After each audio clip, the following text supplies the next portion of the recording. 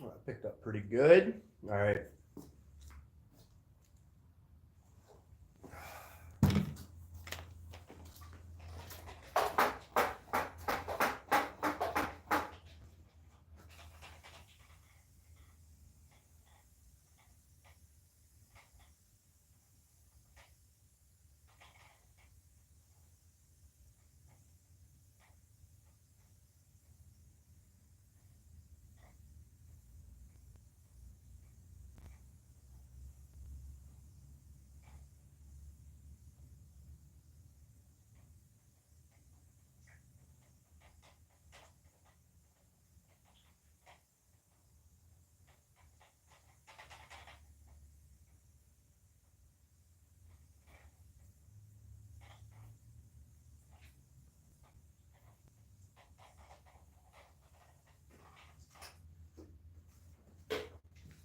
Always gotta wet your targets. Keep your targets wet. Alrighty here. It's good to be back. Couple warm-up throws. It's been almost 2 weeks since I've thrown, so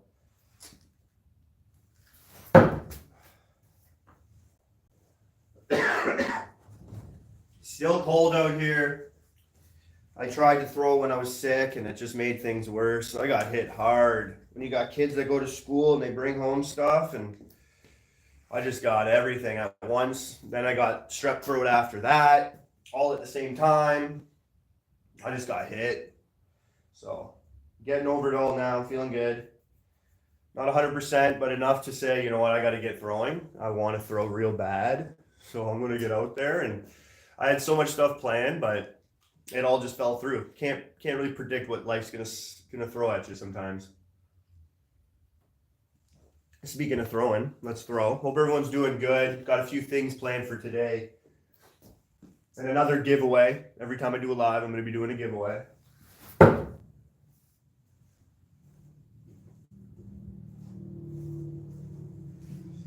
Hope you enjoyed my shorts. Did a lot of trick shots. Most of those trick shots were all done in 2 days. I'm not going to put everything in one short when I can split them up and get more content, you know, rather than just waste it all in one short. I don't see the point of doing that. So I'm splitting it up now, and I'm one trick shot per short. They're all unique. You don't really see these trick shots being done a lot. I try to do the can pins now for live streams and do different things for my shorts.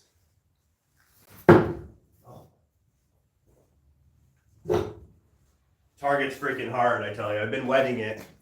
Just wet it my second time there for today.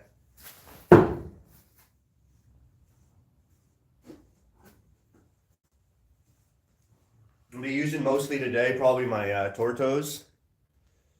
These are the Tortos by Nobody Knife Works. No spin design, 9 inches long, 7 millimeters thick, Tanto tip. Excellent no spin thrower. You can really put some serious power on it. I'm sorry, but when it comes to power, if you have a 6 millimeter knife, 200 gram knife weight, I'm sorry, but you're gonna get power, but it's just not the power. Like, if you want power, you want to do something with that power. Not a 6 millimeter knife, you're not gonna get much out of that, even with all the power you're gonna throw into it. And I think when you're throwing no spin and a lighter knife, the more power you put into it, the harder it is to control the spin. So I just think it's pointless. Light knives, I think it just looks cool, if anything. I don't know. You could throw a heavier knife just as fast and more powerful. Why not, right? Why not do that? It's not for special effects here. I'm not trying to make special effects for people. I'm trying to be as real as possible on my page. Hope everyone's enjoying your Saturday. Hit the like button if you can. Thanks for stopping by. Woo! That was a ricochet. First miss in 2 weeks. We'll take it.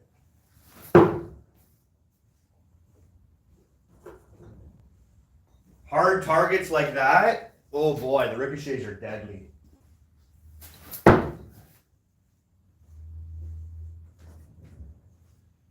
trying to stick to about 4 meters right now. Right where the camera is about 5.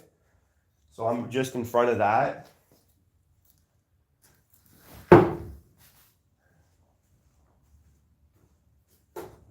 Oh, it's good to be throwing again. Lots of trick shots today.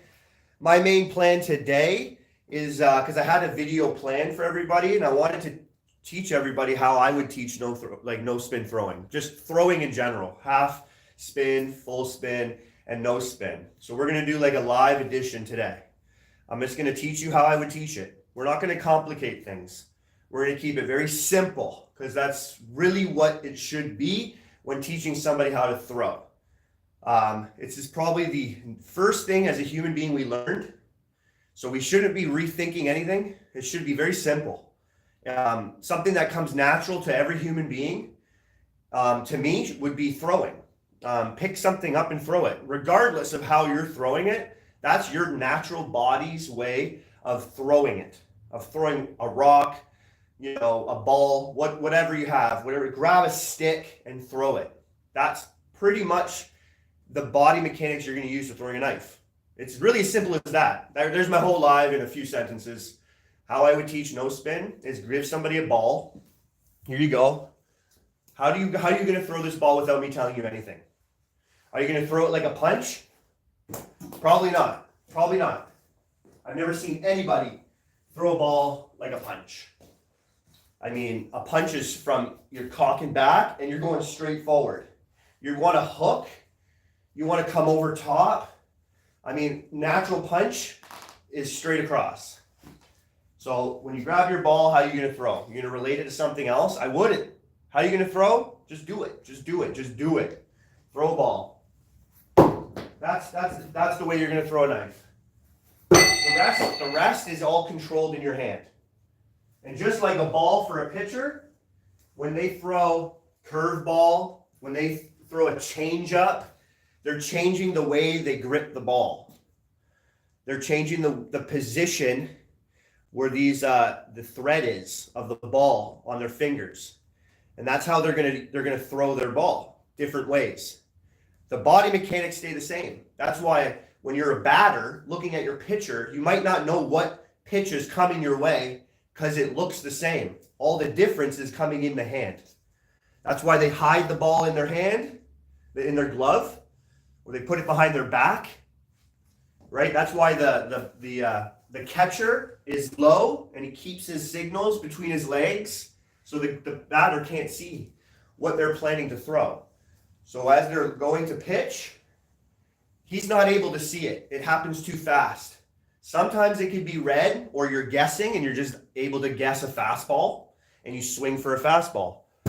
But everything that's changed in the throw happens in the fingers and the hand. Very, very, very slight, fine changes that are hard to notice on camera, in person. It's very tricky. That's where the challenge comes to learning how to throw no spin. Because there's a little bit going on in how you're going to hold your knife. Whether you're going to start off wrapping your fingers or pinch grip or more of a flat 2-finger grip, because I see a lot of people trying that. 2 fingers, full finger.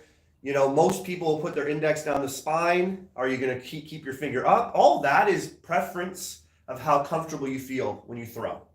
What feels comfortable to you. And you can change it up. If something just isn't working, all right, my finger was flat. I'm not going to do that anymore. I'm going to go up. Let's see if that works. Let me train like that for a month. Let's see if that changes anything. Let me just wrap one finger rather than my whole hand. Let's see if that works. Let's just pinch grip today. See if that works. So then you're really just changing what's going on in your hand, like I've been saying. Other than that, throw your knife full spin, just like a ball. You pick the ball up, you threw it. The same thing's going to happen for rotation. You're going to have your grip for rotation, full spin. Right? You want to control the spin a little bit more. Distance you want on your throw. You're going to put your thumb on the spine. Maybe you're going to slide the knife down a little bit into your hand. Maybe you're going to grip it low because you're really close to the target. That's how you're going to throw your full spin. That's how you're going to throw your half spin. A lot of people for half spin also throw with the index finger because that to them is very easy because the index finger is probably the most easily controlled with your brain finger. So you can throw half spin and slide the knife out of your finger, allow the rotation to cancel, and you can get instinctive and you can get very good distances half spin with that. So that'd be the only difference between full spin and half spin. Most full spin throwers are going to throw with their thumb and use their thumb. You can still, with full spin, use your index finger, I'm sure, but I just don't see that as much. But I'm sure you can train any which way to switch up how your hand looks, and you can throw a knife. That's why you see so many different grips. The grips are personal preference in what you're going to want to do. But when you're just starting off and you're just learning, pick a ball up, throw it. Pick a rock up and throw it. Feel that. Don't change anything up. Just throw it. All the small changes come into effect after you've learned how to throw your knife and stick it. Just keep that body mechanics as you would throw a ball. You know, if you're throwing it differently and you have someone to help you out, like right now I'm live and I can help you out. How do you throw? Well, I keep my 2 feet planted in front of me when I throw. Okay, maybe try putting one foot, maybe your left foot, if you're throwing with your right hand, forward. Try putting your right foot behind you a little bit. That's going to give you a little bit more of that rock when you throw. So you can generate a little bit more power, a little more balance when you're throwing. You know, those types of things comes with other people who've been throwing for a long time, and they can kind of help you out. But if you're throwing with your 2 feet forward, like parallel, just shoulder width apart, and that's how you throw a ball, good. Most throwers that I see don't even move their feet much. So if that's what you're doing and you're learning, you don't want crazy distances anyway. You want to be up close. This is how you throw a ball. This is how I'm going to throw a knife. Nothing changes. Nothing changes. Like I said, it's all in the finger, right? And that's going to come with understanding how the control of the knife works in your hand. So when you throw the knife, how does that look when it comes out? Don't do nothing with your hand when you throw the first time. If you want to do no spin, have a grip. Look around at other throwers. See the grips. They're all the same, pretty similar. They're just wrapping a finger, pinching it. Skank throws. This is how they hold their knife. They have a pinch grip. They don't wrap. They have a pinch grip, and they kind of pull it back, and they kind of flick it forward. And they use a little bit of the hips, and it just comes out of the hand. They're allowing their wrist to be like a whip. So they're pulling it back, like you're pulling a rope. Right? Pull that back and then let it out. Once you're back, it comes forward very quickly. And you got to get that feeling of it whipping out of your hand and allowing it to release at the right point. And your body's, you're staying close. You're staying close. Everything's going to stay very close. You're not going to be throwing it with your hand above your head or wide throws. That's not going to happen. BMO style. They have a very loose, you can even see their fingers are kind of out, very loose grip. So they're kind of like pulling the knife up, nice close to the body, and they're going back, and then they're going forward. There might be a little slight push there, right? But it looks so like fluid, very calm, very smooth. And they're just letting it go. So you got at that end, like this movement is very easy to replicate, but what right here, what's going on? When they go back, what's going on there? That's what you're going to have to start feeling with your brain when you start practicing, right? Are you pushing with your index? Is that motion just releasing out of the hand, just naturally? Are you coming up to the target? And it just flows, it just smoothly goes. Feel that. See how that feels. Practice is going to be, you got to be very patient in your practice. So you can't rush anything. You're just going to develop bad habits. Stay close like I just did and feel that. Feel that release. Are you sticking it over and over again? Okay, feeling that release is working. What I'm feeling is working. All right. I'm going to keep at it. I'm not going to change anything up. I'm going to do that for a while. Develop a good habit of sticking my knife. And then I might go back a bit. Then I might alter and fine tune a few things. So that's BMO. They got a little loose grip. Now for me, and a lot of other throws, I mean, IVA is a lot like BMO.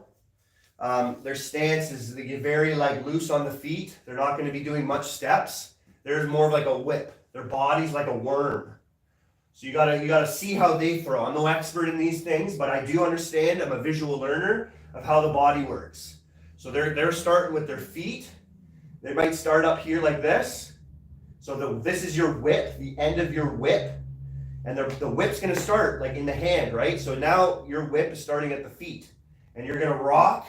And as the body moves, you're now loading. And it, boom, you're kind of like crunching your abs forward. You're kind of like shooting forward with your head. And your upper body is coming with that knife. So you're going up, starting with that whip. And the better you get, the faster it gets. And you're going to feel that. So you're going to go up close again. And you're going to feel that. All right, so you don't even have to throw. You just learn the body mechanics to that throw. Right? And you're going to do that whip. Feel that whip. I haven't done a wave throw in a while. So it's nice and with the feet. Right? Very, very, very tricky on that one. Loose grip, but I think they're pinching it pretty hard. And then it's going to be like a push. Up.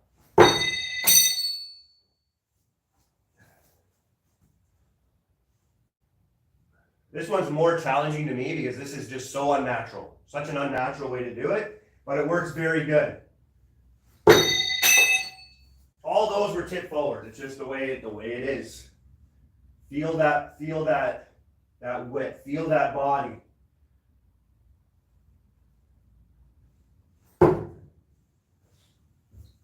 Very, very good way of throwing too. IVA. There's a lot of ways of throwing out there. There's another way, I don't even know if it has a name, but it's by a Finland guy named Joel, the professor. And he kind of explains it like a punch again. That's the way he likes to explain it. He's generating a lot with the hips, very fast movement, like you would a punch. So he kind of goes behind his back to start it off. But he does it very fast, very unnatural way of throwing, but if you want to train that way, he learned that way because it came natural to him over time. He evolved into that. You might not. And if you do naturally, it's then great, great. But if you're gonna do something that's not natural to you, it might not work. It might take a long time for you to get to his level. I mean, you might not ever get to that level because it's just not natural to you. So he has it come behind his back. So he kind of with the hips, right? He's moving that, and his arm's like a whip, and it's nice and loose. So he's going back. It's like you can feel that whip going back, generating power. So he's going to go back, and it's going to come up, and he's going to throw that forward. And it stays the same for a lot of his throws. So you got to get that mechanic. And once you can do it really fast, you can get a lot more. Now his end, he's here when he throws. So I say, why not just start there? But he's developing some sort of power and something that helps him be consistent with his release. So if this is the way he has to do it, he's kind of got his knives. He's forward with it, nice and loose. His arms, he's got one leg forward. He's going to go back, and he's going to come forward with it. The faster you get, that's going to come with practice. That's going to come with time. I'm not going to be able to replicate these different ways that I don't throw because I haven't trained that way at all. Even BMO is the more I've trained that the most.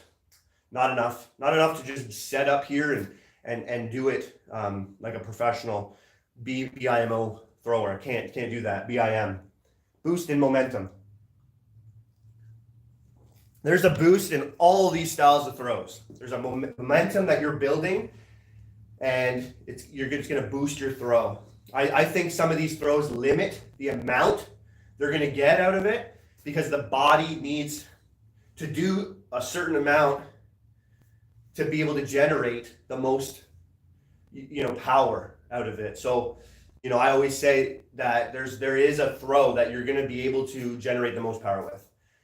You can get some serious power, and people are happy with that amount of power in other throws. So be it. I'm always looking to put my level at the best. I want to be, if not the best thrower I can be. Period. Not competing against anyone. How can I be the best thrower out there? I study the best ways to throw. What do you see out there? Who's the best throwers? And that led me to baseball. The pitcher, they have to throw the best in the world to be at that level. They have to throw a 100-mile-an-hour fastball. That's just the way it is for them. What is their bodies doing? They're putting everything into it.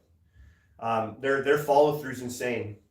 The way they load, just all their body mechanics, they're really using it all. And you're not seeing pitcher changing it much.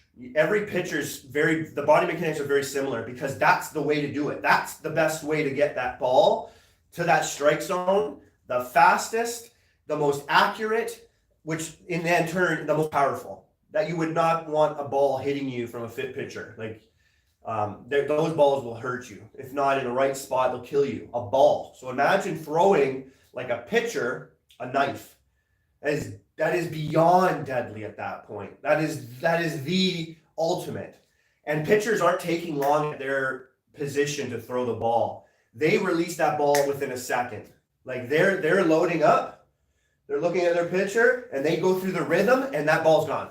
That ball's gone. So if you can get into that movement, those body mechanics with a knife, that's where it led me, and that's where I believe that's the highest level of throwing a knife. A lot of people throughout the years, they really attach to Loic, a thrower named Loic, because he throws like a pitcher.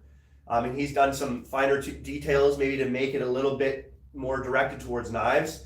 But everyone loves the way he throws because it's the best. It looks the best. It's the most powerful. It's the fastest. It's the most accurate. He's a pitcher in baseball, right? It doesn't take rocket science to figure these things out either right now at this level of humanity. So I don't like to complicate things. That's why he's a good thrower. Why am I a good thrower? I quickly led into baseball too. I'm very athletic, and baseball came natural to me. Throwing balls, throwing footballs. You know, I played into quarterback for football. I played baseball. They called me the artillery because I can throw a ball so freaking far. People were blown away. When I was in the outfield throwing a ball, they expected it to go to second base, and I would throw it right to home plate. That's just the amount of body mechanics and the way my elasticity in my arm worked. My tendons and my joints are just built to throw a ball really far. You know, it just came natural to me. Knife throwing came naturally to me because it wasn't much different than throwing a ball at all. To me, there was almost no difference because throwing a ball, like I explained in the beginning of this video, when you want to throw the ball differently, you change the hand up, you change your hand up. So I was just changing my hand up. It was like the ball was a different shape now, and I had to change my hand. That's all it was for throwing no spin. Full spin, I would have been able to probably throw that one even harder, but I love the instinctive level of throwing no spin, the combat aspect of throwing no spin. And then when I would have made a change, but 3 months into throwing, no spin was just so easy for me. So I stuck to it. But throwing half spin, full spin, they're not far off from no spin. Like they're all the body mechanics are they're all the same. You're just going to change up the way you throw your knife. So I'll do a little bit of rotation throwing right now, and I haven't.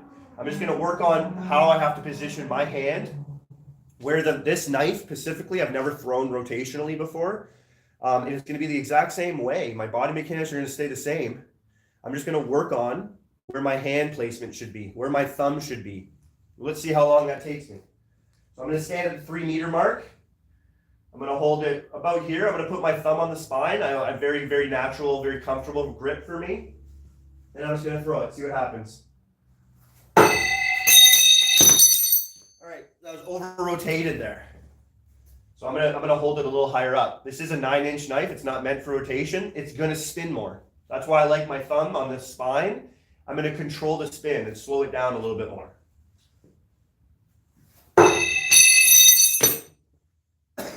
That was a little bit better.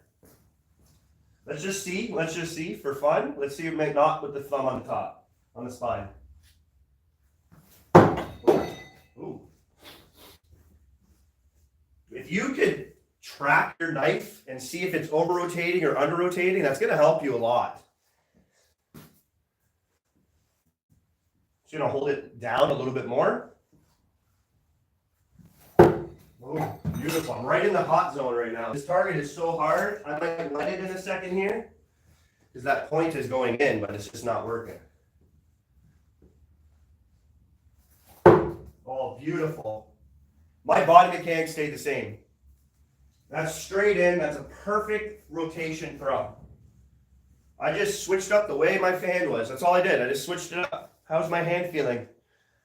That's all it is in knife throwing. If you want to learn, just go outside and start throwing your knife until you stick it.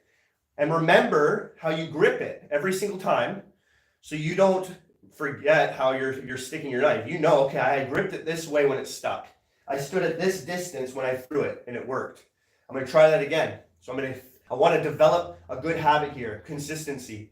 So if I know I stuck at 3 meters with this grip, I'm going to do that over and over and over again. So that I can wake up tomorrow, come to this spot, remember, and do it. And then you can do it every day, over and over and over again.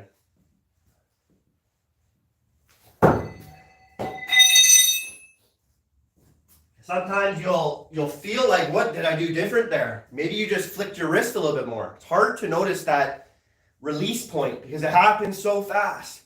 That's why practice is being patient in it, and doing it a lot helps because you'll pick those things up over time. When you throw, you can be stiff, and when you release, you just open your fingers and let that knife out. Let it fly out of your hand. Sometimes you'll hold on to it too long and you'll let it go, but your hand is down. You'll feel that though on the release. You'll know, oh, that release was bad. That's why I missed the knife.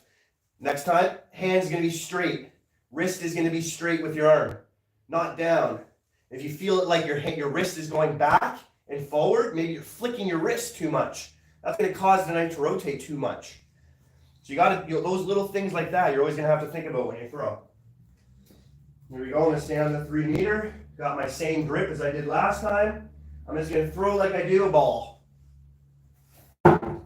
Beautiful, beautiful. I'm throwing rotation throwing now. Nobody taught me. I taught myself how to throw rotationally. Let's see if I can do 2 in a row. Same grip.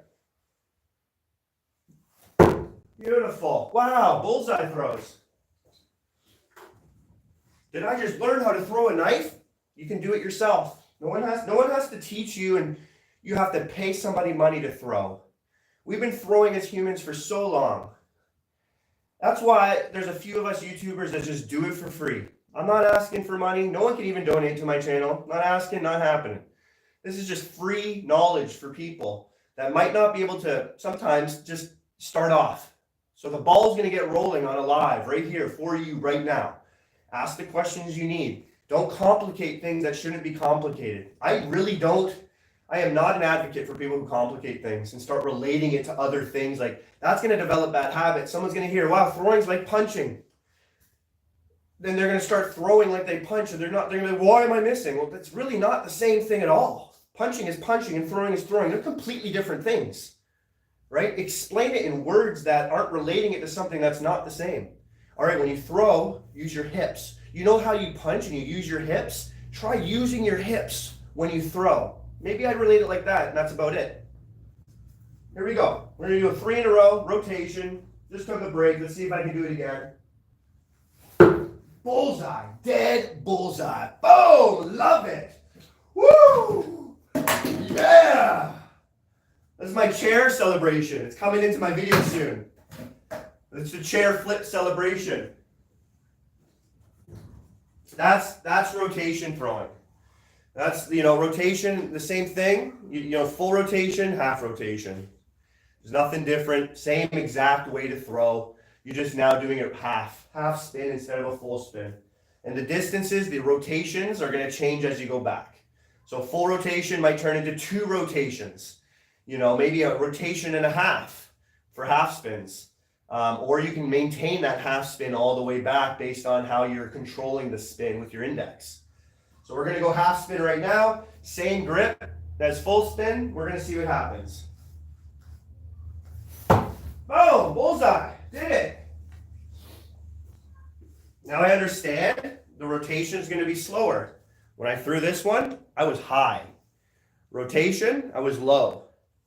It stuck. I was a little over-rotated there, so I can even go higher. Or I can come down here, and I can throw my index and see if that works.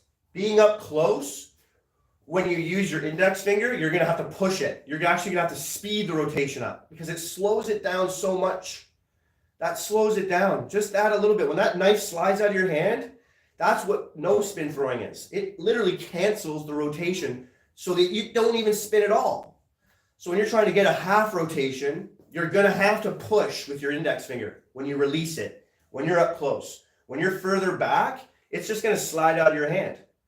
And you're going to have to hold it at different areas of the spine, where the balance point is.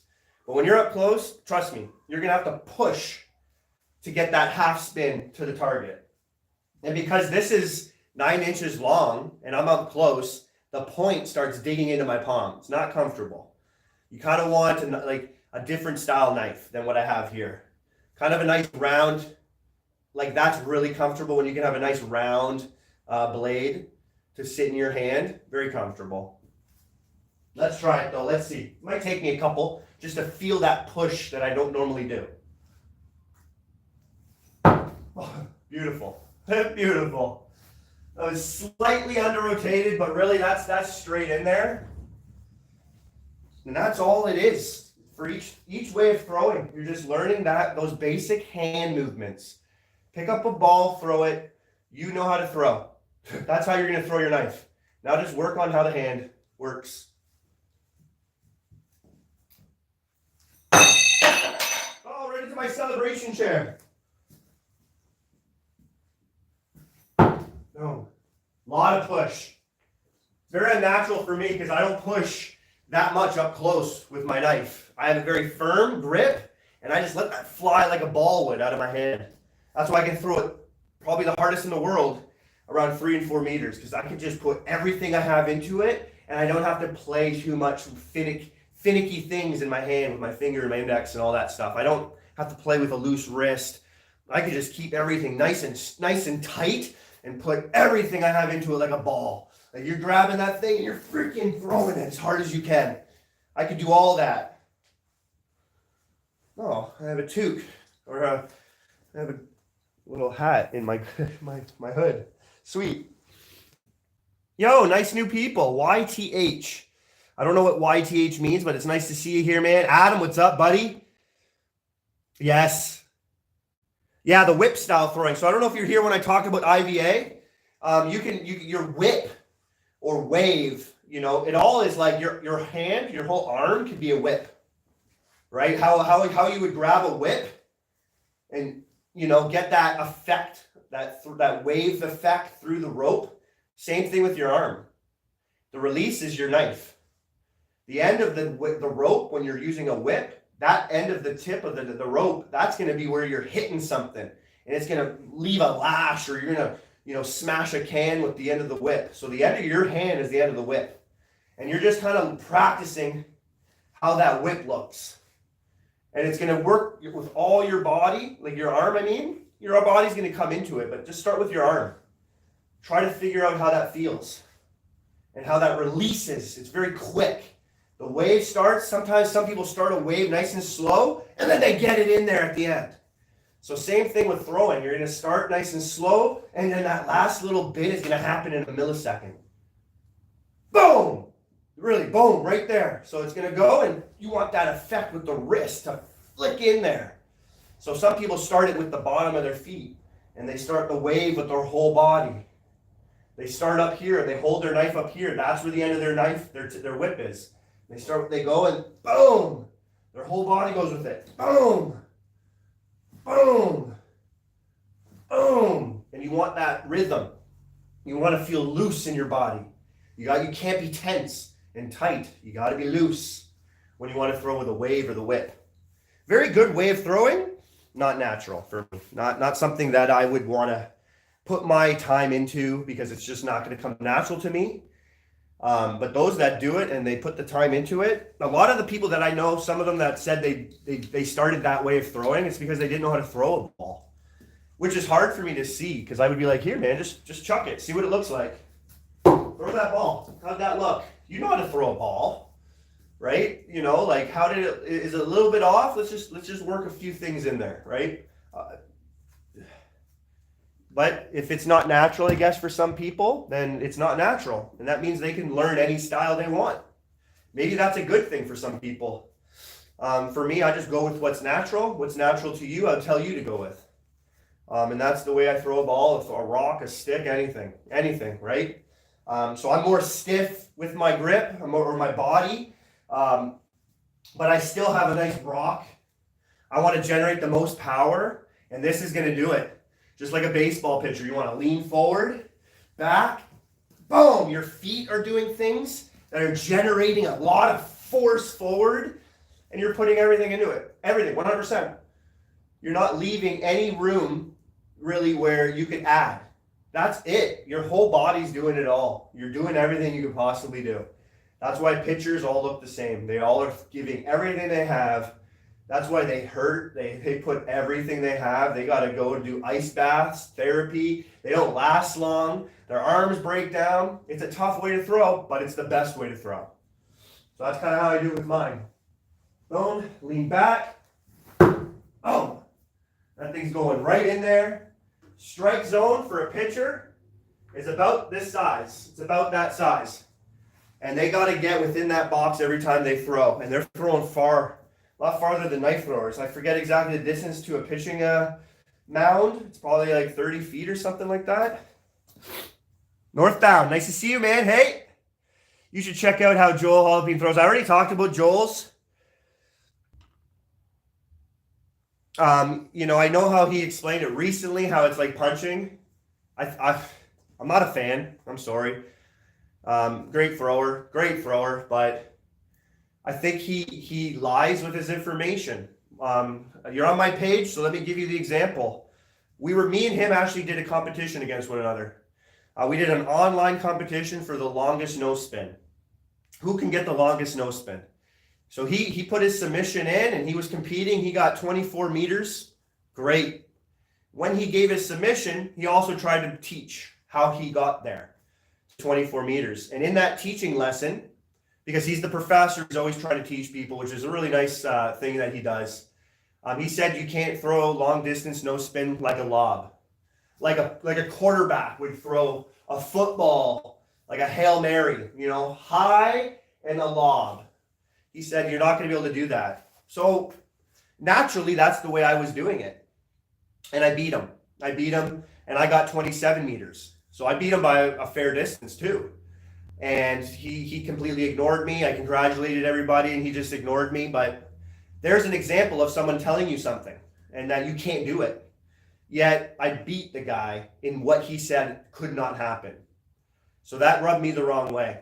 As in, he couldn't humble himself, admit to it, and recorrect it. And maybe just say, hey man, great way of throwing. I didn't even believe that could happen. Good job. Maybe I was expecting that was too much from some people. I don't think it is. But that was what happened there. And in the process of me trying to be nice to him and how he throws, he really just gave me a cold shoulder. I don't think he liked that I beat him. I was new and I still was beating people. I was just, because like I said at the beginning of my life here, it just came natural to me. I threw naturally and I got really good fast. And that rubs on people who take years and years and years to do something. It took me a few months. Sorry, what am I apologizing here for, right? Like that's just the way it is for some people. And that's something you're just gonna have to deal with. A lot of knife throwers aren't athletic and they have to take a little longer to learn and they're gonna get there. It doesn't matter, they're still gonna be freaking awesome. So other people, they don't have to work so hard and they get to a certain level very quick. That's life. It might suck, I'm sorry, but that's about all I'm apologizing for is like, you can't do that, I guess. But the guy can throw really well, but I think he complicates things too much and his teaching doesn't allow other people to see the simplicity to what throwing should be. So I think that might hurt people in the long run. They want to get to his style, but that's his style. He learned that way on his own. That's not how other people are going to learn. That's not natural to you. That's not natural. I think you don't see anyone throwing like Joel because it's not natural. People are going to have to go through years and years and years of training one-on-one with him to maybe get there. But if you're going to try to do it with a video or a few teaching points that he complicates it by explaining like my throwing's a lot like punching when it's not. Punching is so different. People are going to go home and they're going to feel like how they punch should be the way it feels when I throw, because that's what Joel said. That's just not the reality. That's just not the reality to it. So yeah, I'm not too much of a fan. I'm just like, challenge me to anything. I already beat you at your own song and dance, and I did it in a way where you thought was impossible. Bring it on, bud. Bring it on. I'm not afraid of anybody at this point. You know, even at the beginning, I would have just trained more to get to where I had to be to freaking win. I love winning. Any knives I recommend for no spin? Yes. I believe, from the way I learned, the heavier your butt is on the knife, the better. So a really handle heavy knife is going to help you the most when it comes to no spin. And I'll show you what that looks like. Because with a handle heavy knife, the knife's going to want to rotate because that's a lot of weight back there wanting to move forward. So if you, this is a handle heavy knife. This is what Adam Cheladine, this is what he learned, Vengeance, the Vengeance from Luftland. So I learned with this one, much thicker bottom. The balance point is close to the bottom. Like that's you know, it's right here. That's where your balance point is. So if you can control the rotation with a very heavy handle, heavy handle, heavy whatever they called it, that's going to be something that's going to really train you for no spin. And then others, these are, you know, center balance knives, they're going to come after that very easily. But to train and to start off, I would always say a lighter knife is good for training because your body is going to really work on thinking about those feelings of releasing and the body mechanics, because you're not going to feel too much in your hand. It's so light. So you're really going to work on controlling this index finger with the spine of the knife, and they're going to become one. How much push? How much stiffness? How much slide am I going to need? But this is a great knife. It doesn't even look like a knife. You'll get to knives. This looks like a knife. You'll get to other knives a lot quicker, and you'll be able to throw anything, I think, at this point, when you can train to throw a knife that has a very heavy end. So that would be my advice on a beginning set. Get yourself a handle heavy knife and go with it. Heavier knives will come with time. Heavier knives are a little harder to control. They tax, they put a lot more stress on your body too. So you want to develop those muscles and you want to strengthen those tendons. If you haven't thrown a lot and you get throwing 4 hours a day, 30 hours a week, whatever you're throwing, you're going to feel it. You're going to be developing stronger tendons. You're going to be hurting them, tearing them. You want to repair them. So a lighter knife is going to help you train longer without hurting your body. Having a heavier knife is going to hurt you a lot more. You're going to feel it a lot more at the end of your throwing session. I eventually got to a heavier knife after I've trained my tendons and really worked on the therapy that I need to do after a training session so I can keep doing it. And now I'm good. Now I don't feel any pains when I throw heavy knives, and I prefer throwing heavy knives. But that's the knife I would recommend anybody if they're learning on their own, no spin.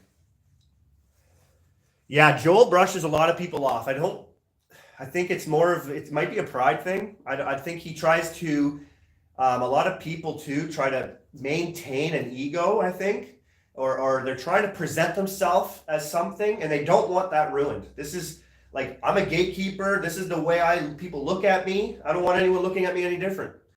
And if people start, you know, questioning me because this guy's challenging me or he's beating me at something or he's explaining in a different way that goes against the way I throw, I'm going to push him out. I'm going to gatekeep him out of the community. I don't want people to see that person because then it ruins my image. When I think people need to just think about what's being said here. We're all trying to figure something out. We're trying to help people. And maybe I need to correct the way I'm explaining things. Maybe I need to be like, you know what? Maybe I won't use those words and say, you can't throw no spin, long distance lobs. No, maybe I'm going to change that because I've seen it done. And that guy showed and proved me wrong. He showed me that it could be done. And not just that, at the best level in the world records like distance. That was my distance, world records, right? So I think people just need to humble themselves and just learn. Like we all need to learn. No one's, even if your name is the professor, you should be still learning. Till the day we die, we're going to be learning. So if he could do that, that would be cool in my books. I think that would be cool in anybody's books. And I think the more people that can humble themselves, admit they made a mistake, and correct it, and grow from it, and be better people because of it, everybody's going to like that person more, appreciate that, respect that, honor that, right? Like But some people can't do that. Their character says a lot in how they are responding to people challenging them, and how if you're in the spotlight, it's going to happen. If people are going to beat you, how's your character going to respond to that? I think if you could lose really well, be a good sportsman, I think if you lose, you're like winning. Like I always say that if you can lose the right way, it's like you're winning. A lot of people can't lose the right way. All right, what do we got here? I'm glad everyone's sticking around. I'm doing a live for a while. We're doing a giveaway today too. If we see Proxy, he was my last winner. We're going to give out another winner today. So I give out coupons now, 25 to 35% off. Anything you want for knives, mugs. There's Nobody Knife Works appeal. You can get yourself your own t-shirt, very cheap cost because I'm giving out good discounts. Those are my giveaways I'm doing all the time now. What do we got here? I'm just reading the comments. The Full Tank Clan, yeah, he's an awesome teacher. That guy's just a stand-up dude in the knife throwing community. If you could learn from Danger, I would recommend him over Joel any day. He's keeping things simple. He's keeping things real. I think he knows how to throw more ways too, rather than Joel's like, I can throw this way and I can only throw this way. So I'm going to teach everybody my way, and it's only my way or the highway. I don't like that much. It does depend on how you learn, I guess, like where you start, and the determination you have will progress you to your goal. So if you want to stick to something, you're going to learn it. Your determination to do it is going to win. And that goes for everybody. For those who don't give up so easily, they're going to have a better chance at betting really good. You can do anything you want when it comes to seeing someone else do it. If someone else is doing it, trust me, you can do it. And if you don't see someone doing it, you can still do it, but you have to be determined on understanding what you're trying to get and being realistic about it, setting the realistic goals. And you might have several goals until you get to that final goal, and you might have to change a lot up until you get there. And, trial and error, because you haven't seen this done before. So is it possible? Be the one that shows the world it is. Yeah, arrow designs are good, but again, with arrow designs, they add a little more weight to the front of the knife. So it might be more center balanced arrow knives, but like the Vengeance, it's very handle heavy. And I really think those are one of the best ways to understand how that index finger works. You're going to have to use it the most with handle heavy knives. So if you can use that the most and really control that knife spin and get good throws with it, you're going to throw everything else easier. It's just going to be downhill from there on the complexity of throwing no spin. The hardest way to throw no spin is a handle heavy knife, in my opinion. So you learn with a handle heavy knife, you're going to be able to throw any knife beyond that. Any knife. You just got to let go a little bit more of your finger. Good to see everybody here. Most of the arrow designs are great. Also check Nobody's gear. Nobody's gear is awesome. Yeah. I'm pretty sure we're on the same page, Northbound. I think so. I have Danger Dashi. I got the 8.5 inches of Danger over here, and trust me, that design is very comfortable. Like most no spin knives are very similar to one another. They're not all far off, but the slight differences will give you just that extra edge. And you got to find the knife that works best for you. What most naturally feels most natural to you when you throw it, that's the knife you want. Excuse me. But yes, this is the 8.5 inches of Danger. I like a little longer knife. This is a little shorter, bigger hands. Your finger's going to be way up in the top the way I grip. So you have to throw way different. So I have to throw this a little looser in my hand to get to the balance point. But it throws freaking awesome. Like a bullet, the power, the weight, the aggressive tip. I got through a hockey puck with this. Maybe I'll do it again tonight. We're eventually going to get into some trick shots. I just wanted to give some teaching points on how I would teach no spin throwing, any style of throwing. I wanted to get through that so that people can start to learn and realize the simplicity to throwing, and it shouldn't change when you're throwing a knife. I really want that information to get out there. So if anyone's asking you how you throw and stuff, don't complicate it for them. Humble yourself and realize, I'm not trying to make this seem like a superpower. We want other people to throw. And, you know, make it simple for people. You know, don't make them scared of throwing. Like, oh, it's really hard. You know, no spin throwing is the hardest way to throw out there. Don't start off by saying that. You know, Adam Cialdini, I think, says that a lot, and I don't think he should. You know, just it's not hard. It's not hard. So I think starting off by just motivating people that they can do it and that it's simple and easy, and you'll get there very quick, much more quicker if you look at it this way. Like, pick up something and throw it. Start there. Pick something up and throw it. You know, you could be in the bush. Who knows where you're at? Pick something up and throw it. And the guy picks something up and goes, okay, that's how you should throw your knife. What do you mean? Well, your knife's on the ground. Pick it up and throw it. All right. Same way I threw the ball. Your body mechanics aren't going to change up much when you throw a knife. It's all in the hand. It's all in the hand, and that's what practice is. You want to be a pitcher, and you want to throw a changeup, because some pitchers don't have the full arsenal of the pitches they can throw. You know, curveball, changeup, fastball, all these sliders, all these different ways to throw a ball happen with changing up your hand. Mostly. You also have to change slight differences in the body mechanics, but you're barely going to notice those. Everything's really going on in the hand. Change-ups are like really, really freaking weird. You know, like the way they hold the ball and the curve balls and the fastballs. Like, it's just all weird in the hand and how they're doing it. I don't know if you noticed, but I have one of my favorite sheaths. It's not a fast draw sheath. It's a tactical rig. It's right here. I don't know if anyone noticed it. Nothing moves, nothing makes noise, nothing wiggles. Everything's in there. I can do anything I want with this sheath, and my knives are staying in there. I love it. If I'm going out in the bush on my ATV, this is the rig I have. It's going to hold knives. I'm going to try and get one on my vest the same way, but it holds my knives for no spin right in there. It's not bulgy. My arms aren't getting in the way. I can do anything with this as if this isn't even on me. That's the type of tactical sheath I like. So I can throw my knives. That target's getting hard. And I can just pull out another one, like super easy, right? I'm not looking to do it too fast. If I can do that within a second, I'm happy. Very, very nice sheath to have. And it just slides right in. Right in like that. Super easy. Super easy. The sheath like this fits all knives for no spin. All styles fit in this. And like I said, super comfortable. And for tactical purposes, I made a video. You could jump around, roll around. You could do anything you want, and these don't go anywhere.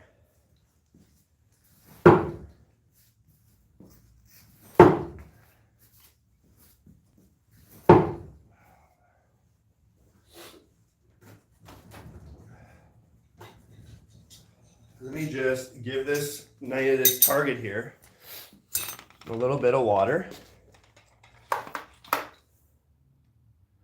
Y'all, Langmuir's knives are pretty intense. Like, the guy's good at no spin now too, but the most decorated knife thrower probably in the planet. He's been around and dedicated a lot of his time to throwing. He's been giving me compliments lately of my throwing no spin, and it's like, whoa, to get recognized by that guy. That was a huge deal to me when he did the first time. So yeah, great thrower, great style knives. He's freaking awesome.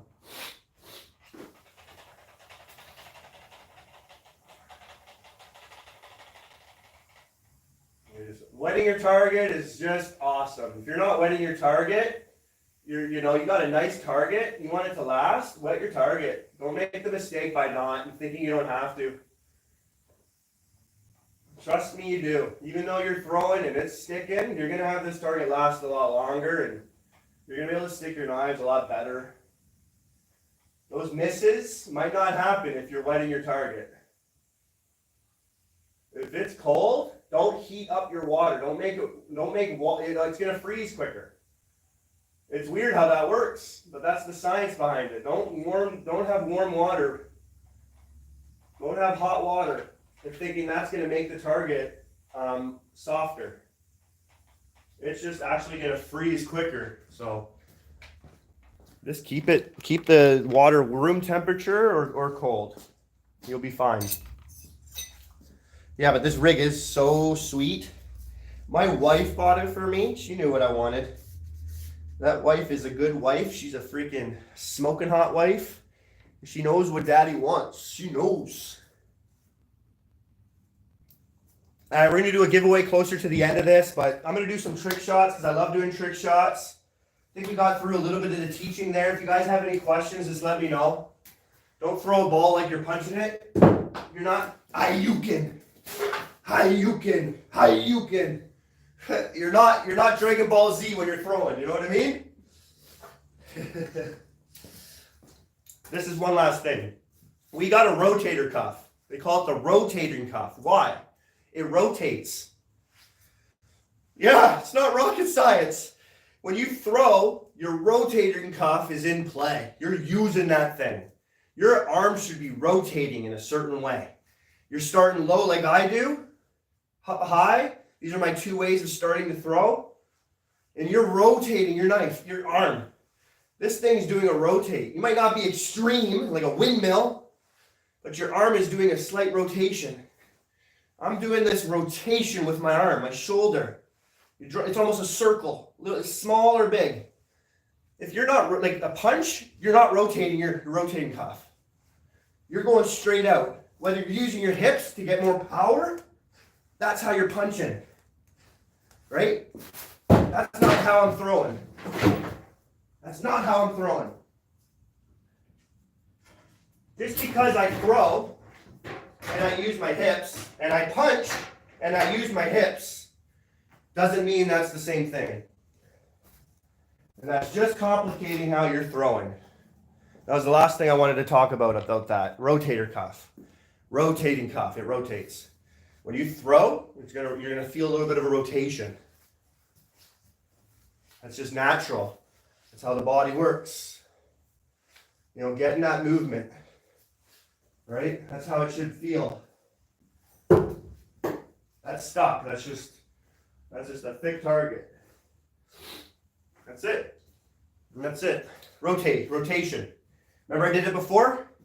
Let's see if I still got it. Same grip, same distance, same way of throwing. Boom! See, it's very easy when you know your distance, you know the grip, you know your knife. I don't think I'll ever miss if I just keep that all the same. So I just like no spin. I think a lot of people nowadays do. When it comes to throwing, no spin or knives, weapons, without the knife spinning, it's new. And I think that's why people like it. It's new. So let's pin some cans. I've done some cooler trick shots lately. I did a behind the back no spin without looking. World's first. No one's ever done that before. No spin. People do it rotationally, but I did it without spinning. So rotate. It's hard to get that spin controlled behind your back. I did a lot of same hand can pins. A lot of cool stuff. Been doing a lot with the rings lately. With the cleaver. Pinning hockey Pokemon cards. Sniping 3 knives, center cut. Sniping LOL dolls. Putting knives through hockey pucks and baseballs. And, you know, doing just a bunch of stuff like that is super fun for me. Toilet paper rolls. The empty roll, sniping this without touching it. So your knife goes in and nothing's touching. Like you got that in there perfectly. Did that. That was a freaking awesome throw. Was really proud about that. And if you guys got any questions, you just let me know. Mine is screwed from throwing at the moment. Yep. Yeah. If that's the way you learned, you know, when it comes to throwing knives, I'm pretty sure you can teach yourself based on all the information out there that we've gathered over the, you know, centuries. Throwing is not new. There's a lot of information out there, and throwing is not different when it's a ball, a rock, a stick, or a knife. It really isn't. It's very simple. Keep it that way. All right, trick shots. Oh, I love it. Love the likes, guys. Hit the like button. We're already up to 7. That freaking is awesome. We're going to do a giveaway later. I do a giveaway every week now. So whenever I'm doing a live, there's going to be a giveaway. Freaking love that. Shout out to Nobody Knife Works. He's my sponsor. You know, he's giving off a lot of money towards his stock of knives and what he makes. So if you're on my channel and you're going to be able to get yourself started or get yourself something you've always wanted, it was just too expensive, now you're going to be able to get it at a price probably that's going to work for you. So shout out to the boss at Nobody Knife Works. The guy's freaking awesome. I'm drinking water and coffee at the same time. Oh, that target is hard. I'm literally right around 0 degrees out here. Like it's freaking cold. It just snowed like 15 to 20 centimeters this week. It's cold. Wow. Wow, wow, wow. I don't know if I'm going to be able to stick anything in this target anymore. Oh yeah. Oh yeah. Oh yeah, we will. Let's put a little more juice in it. Oh, there we go. What? What? Oh, I broke my celebration chair already. No. All right, let's see how long this thing could last. It's my celebration chair. I'm going to have a new series coming out, and it's called Rage Throwing.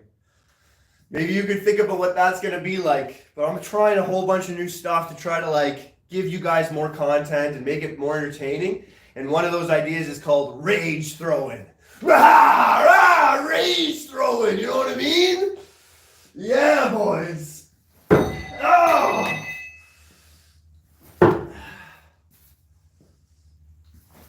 Oh man, those are freaking bullets side by side. Oh, I love it. Oh, 3 side by sides. Oh, and you can grab all your knives. Oh, too hard. Oh, way too hard. Oh, oh. That is beautiful. That was beautiful. Rage throwing, boys. Rage throwing. It's going to be fun. A lot of things are going to be broken and things are going to be flying. It's going to be crazy fun for me. I'm also going to do another, not a live, just a video of how I teach throwing. And it's just simply going to be what you've seen today, but with different camera angles and slow-mos, so people can really learn. I just want people to learn. Get the right information out there for people to learn. It's 10 degrees in Ontario because of the Great Lakes. Maybe the water temperature is rising there in the lakes and things are going to get better for you guys. But it's crazy in the Great Lakes. The temperatures can change like crazy because of those lakes, right? I've lived there for 20 years of my life. And I got to be honest, I don't miss it. The coasts are awesome. Bullets. Bullets. I repolished my knives, so a lot of them are just super nice right now. I mean, super nice. I'll show you these. I like throwing. They're 10 millimeters thick. These things are 10 millimeters thick. Beautiful knife, fuller down the spine. Look how bulky that bottom is. That handle is freaking thick. And what it does, it just goes from 10 millimeters and it thins out right to the tip. It's really, really well designed. I love how it's rounded on the bottom. It's rounded. It's not flat. It's actually rounded. I had oil on it so it wouldn't rust anymore while it sits out in my garage. But this knife, let me throw it a couple times for you. It's freaking beautiful. Just the way it sits when it has a rounded bottom and then it has the fuller. That's the way you're going to throw it. Yeah, I can throw it this way too, but it's just meant to throw this way. It's thick, it's powerful, aggressive tip. It's a beautiful knife. Oh my goodness, this thing just freaking packs a punch. I threw at this knife a lot. And this is I don't think anyone has these. They're called the Thunker because they make the biggest thunk in the world for no spin. And it's made by Joshua Shugard out of Ontario, Canada. If you want these knives or you want to get knives from him, just email me or reach out to me and I will give you the information to get a hold of him. And he can make you a set of these knives, or he's got tons of knives and amazing knives. These being one of them. and they throw like, oh frick, man, like the distance I can get with these.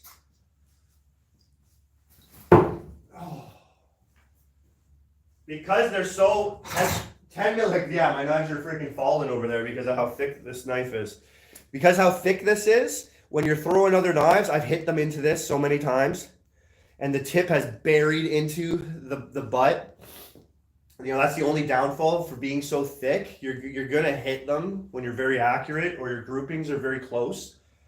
And that's the only downfall of those. But you throw one, you're gonna be fine. Maybe in the future, when I have more subscribers, I'll give one of these away. I got 3 of them. So if you want a knife like this, maybe we'll do a giveaway for this. I'll do a challenge and challenge somebody. Oh my goodness. Now I just want to throw these all night. Now I just want to throw these. Yeah. You know what I mean? Now it's this knife. Let's do a couple of trick shots with this knife. Oh my goodness, it's beautiful. Especially in here. In here I like throwing a little harder knives because that target is crazy hard.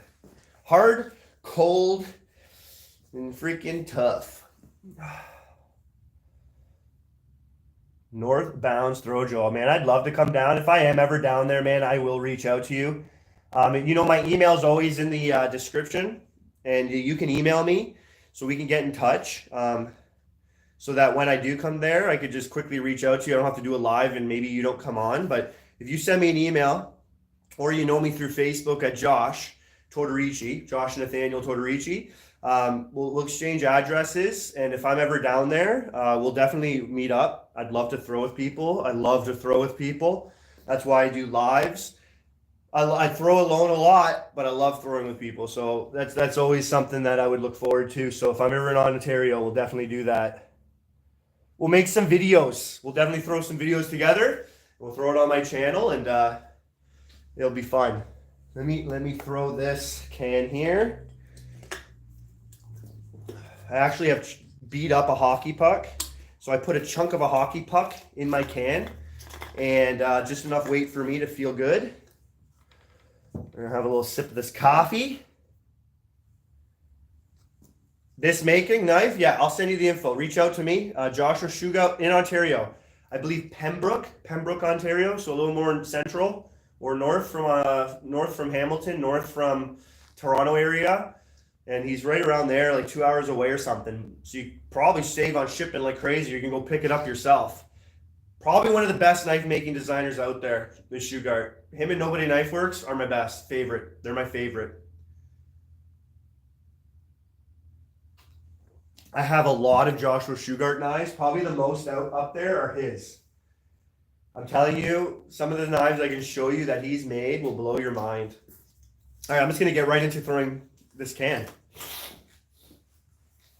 Here we go. See how long it takes. Still getting over a cold. I would love to blow my nose if I have a Kleenex around or something. I'm going to just use a towel over here. I don't care. Off screen. If you hear it, sorry.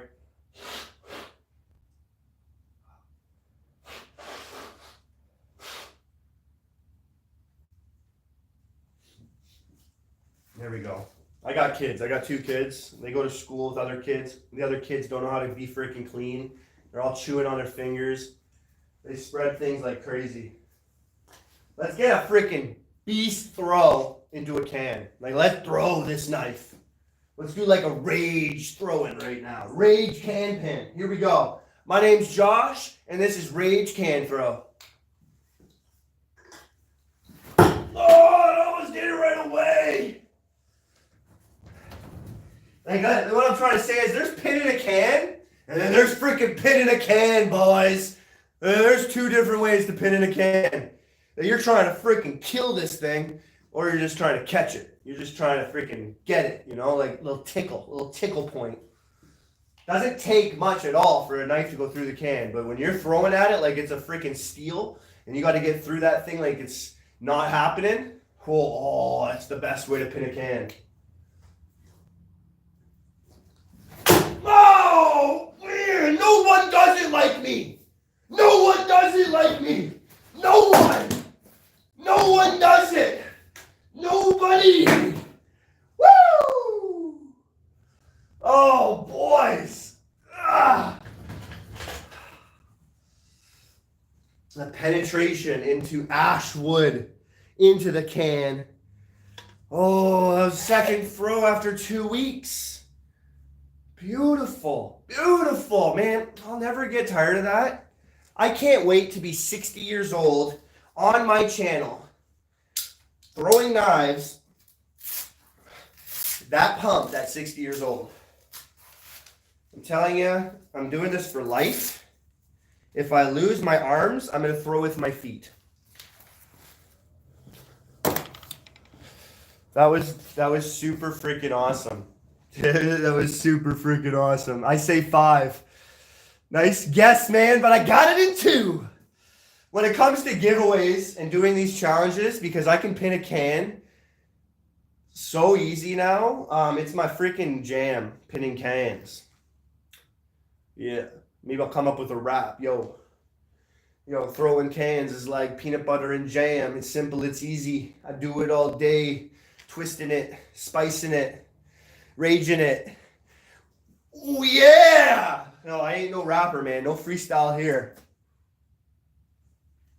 But we're having fun. We're having fun. All right, here we go. Let's throw some more. Because I did that so easy, anybody got any ideas? You have any trick shots you want to see? I got rings. I got cans. You know what I do. Do you want to see something? Throw a little comment below. Whatever you want to see, I'll do it. I'll do it depending on the difficulty level, but most of it is going to be done. If it's going to be done live, it's going to be done live on this channel, let me tell you.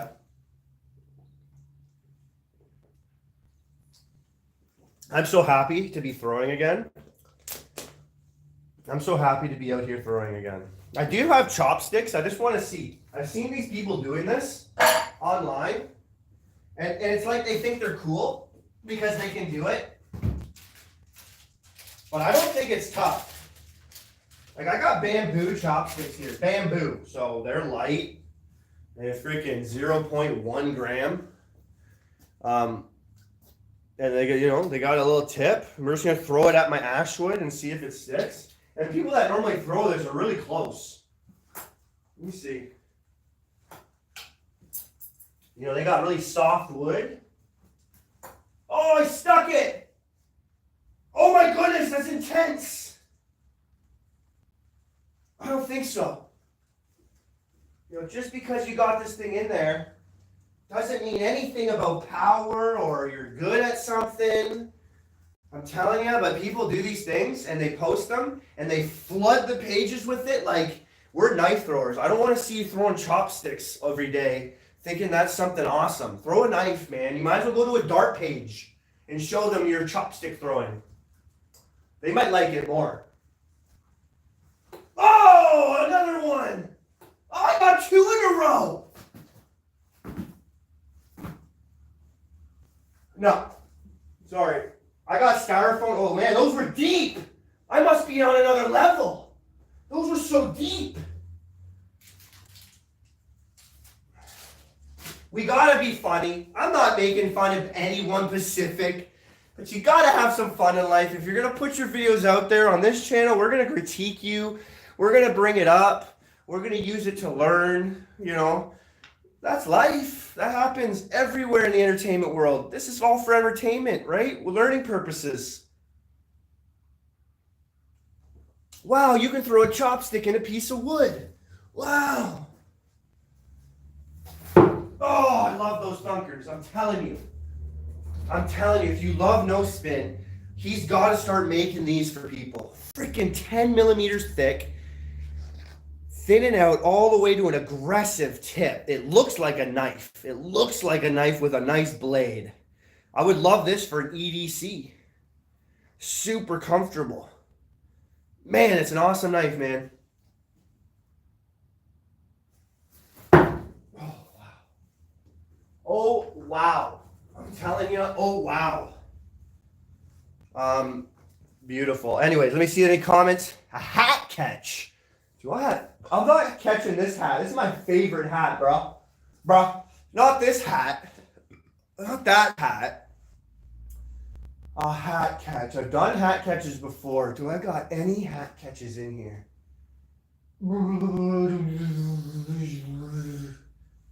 I got a lot of hats. I don't want to leave to go get one and then run back out. I don't want to. I will get a hat for you next live and we'll do a hat trick. Come on, man. I could be quick.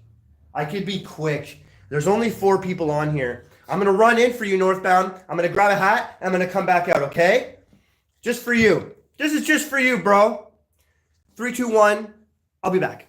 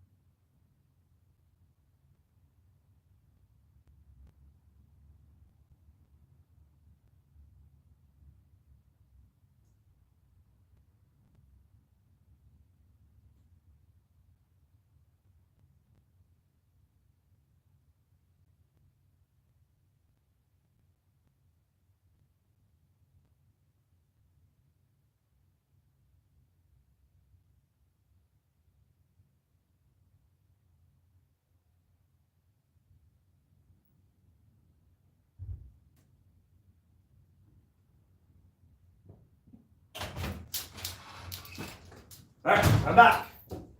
And such a fitting hat I got. The lightning bolt hat. That is right. Brian from Washington. Thank you for stopping by, man. I know I might have lost a few of you watching. So I'll give it a bit right now. Maybe Northbound will be back, but he wanted to see a hat trick. So I'm going to do a hat trick in a second for him. And we're just going over throwing how to throw. You know, we're doing trick shots here. Oh, man, Northbound, you're awesome. I appreciate your kind words towards me, man. We got Washington. Brian, man, that's awesome. Hello to your neighborhood brother. Neighborly. Like I'm Spider-Man, eh? But I got you a hat, man. We'll wait till a few more come on so they can see what a hat trick is. The point of a hat trick is not to pin your hat, but to catch it. So the knife will go. As the hat is in the air, the knife will be released and it will catch your hat. It will be like a hanger. Your hat will be hanging up there. So that's what we're going to do. Now, this might not be the best hat because it's very loose. And it's not really deep. It's a dad hat. And a knife with a small... it's not going to have too much, but we're going to do it here. No excuses. I'm just showing you the difficulty level with the type of hat I've chosen and the type of knife I'm using. But we're going to get that done. Haven't done a hat trick probably for 2 years. So doing it here right now, live. Let's do it. 4 people. That's normal for my channel. So like I said, normal thing, what you do for a hat trick is you throw the hat, then you throw the knife. You try to beat the hat to the target without catching it and pulling it.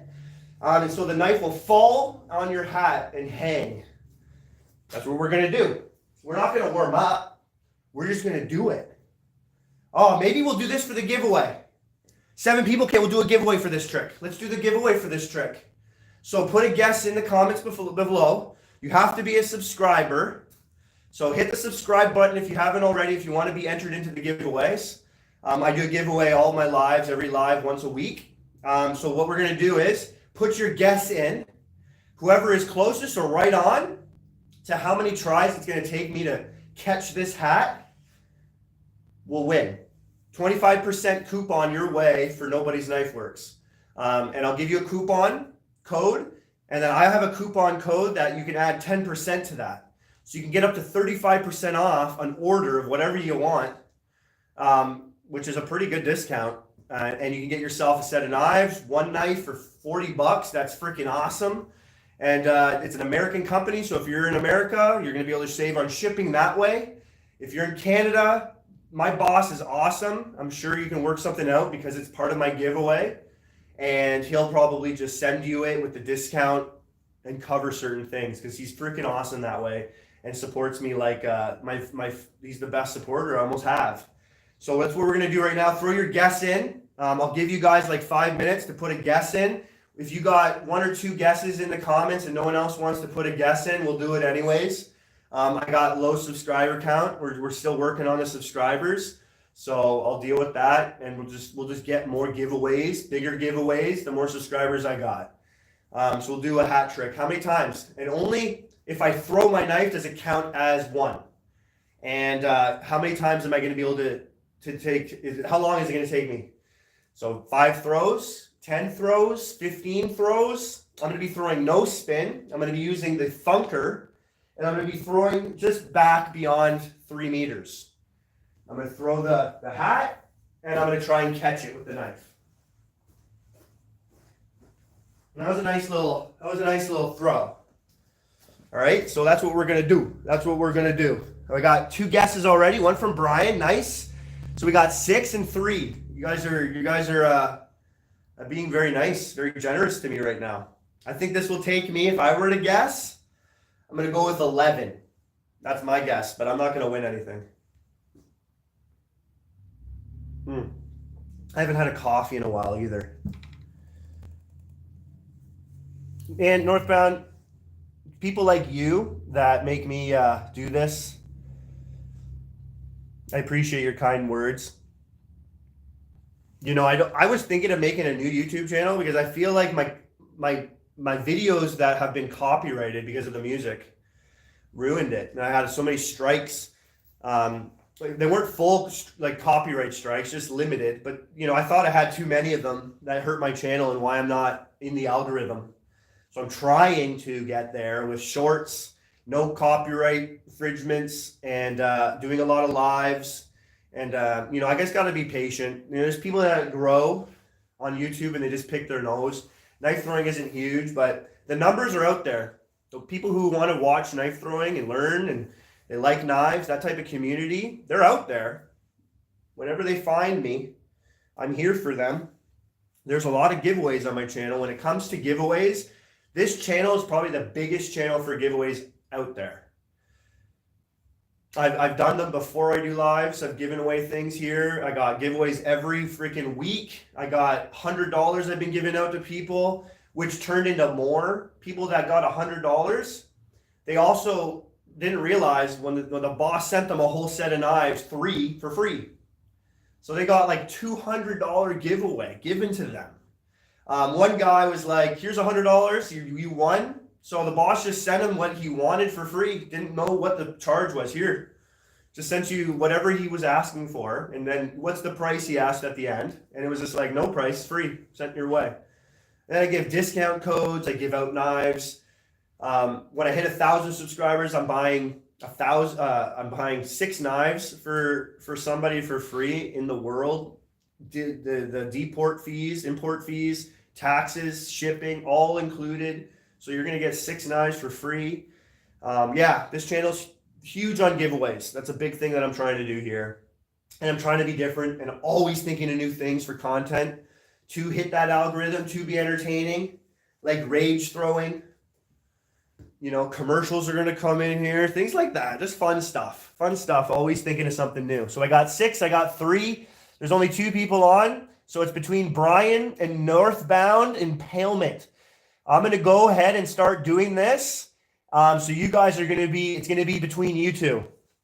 And if we get ahead, because it looks like if I don't get it within 3, Brian's going to be the winner. But if we get too far ahead, like let's say if I get to 20, 15, 20, we'll restart and we'll do a new guessing. Because we'll see if this is going to take me a while or not. But it's between you two. Here we go. So again, I got to throw the knife for it to count as 1. And if I pin the hat, it doesn't count. I got to catch the knife, right? I got to catch the knife with the back end of it. And I think slightly rotate my knife will be better, which is tough. It's tough for me to do that. So that doesn't count as 1 because I didn't throw my knife. But here's the giveaway. I'm glad you guys stuck around. Even if there's 2 people, I'm happy with it. I'm doing it live for a while tonight. Maybe we'll do 2 giveaways.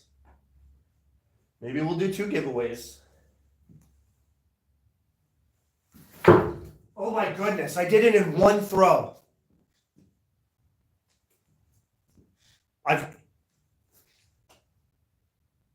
Bullseye.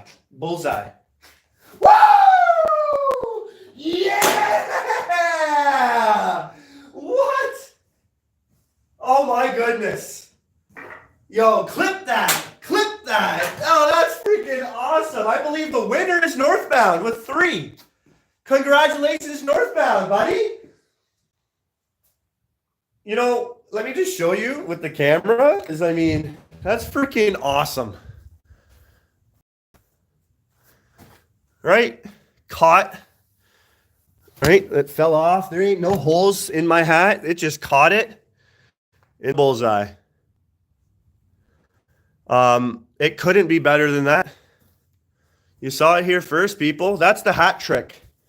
I don't know. I don't know what to say. I don't know what to say sometimes. It is what it is. It is what it is. I don't know if the camera's in the same position. And if it's weird, if it's different, if something's changed, I'll switch it up. I'm trying to get a new camera soon. I'm going to get a whole new phone. And I'm going to get better pixel, whatever the camera graphics will be better. Because I don't that's an old one. I'm not an electronic guy, so I don't care. But when it comes to my page and when it comes to the quality I'm giving you, I care. So I'm going to be only asking the phone company, what's the best phone with a camera? Like, what's your best camera on a phone? And I'm going to get it.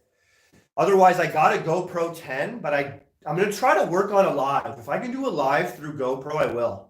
I'm going to look into that. I think you can. I think I just need to get a certain app connected to my GoPro and then work it through the app, and I can do it. You know what? I think I'm pretty certain on that. And I might try that next time then. We'll do a live through my GoPro.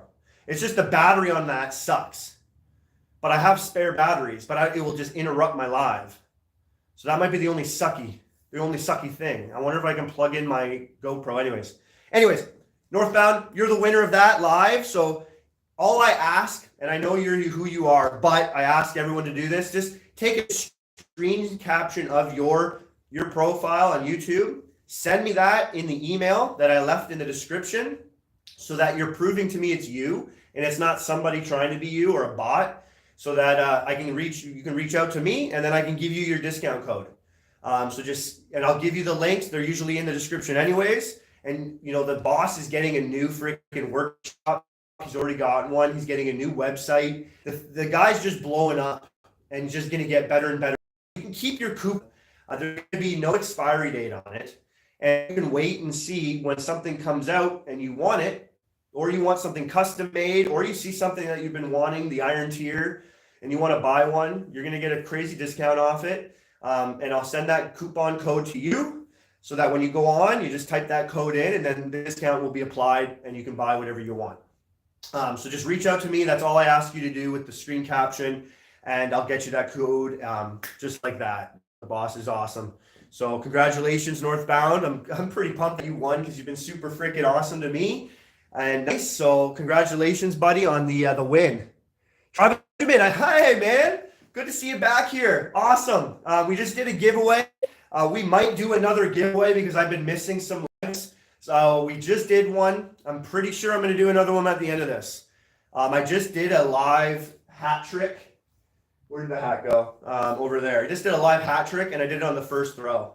Bullseye. Beautiful throw. Oh, man, that was awesome. I want to do a short like that, but I don't even think I'll be able to do that again. And I like the hat, so I'm glad I didn't have to ruin it.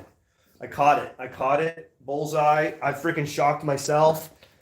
That was awesome. But anyways, we might do another giveaway later, depending on how many people that are online and how many guesses I get.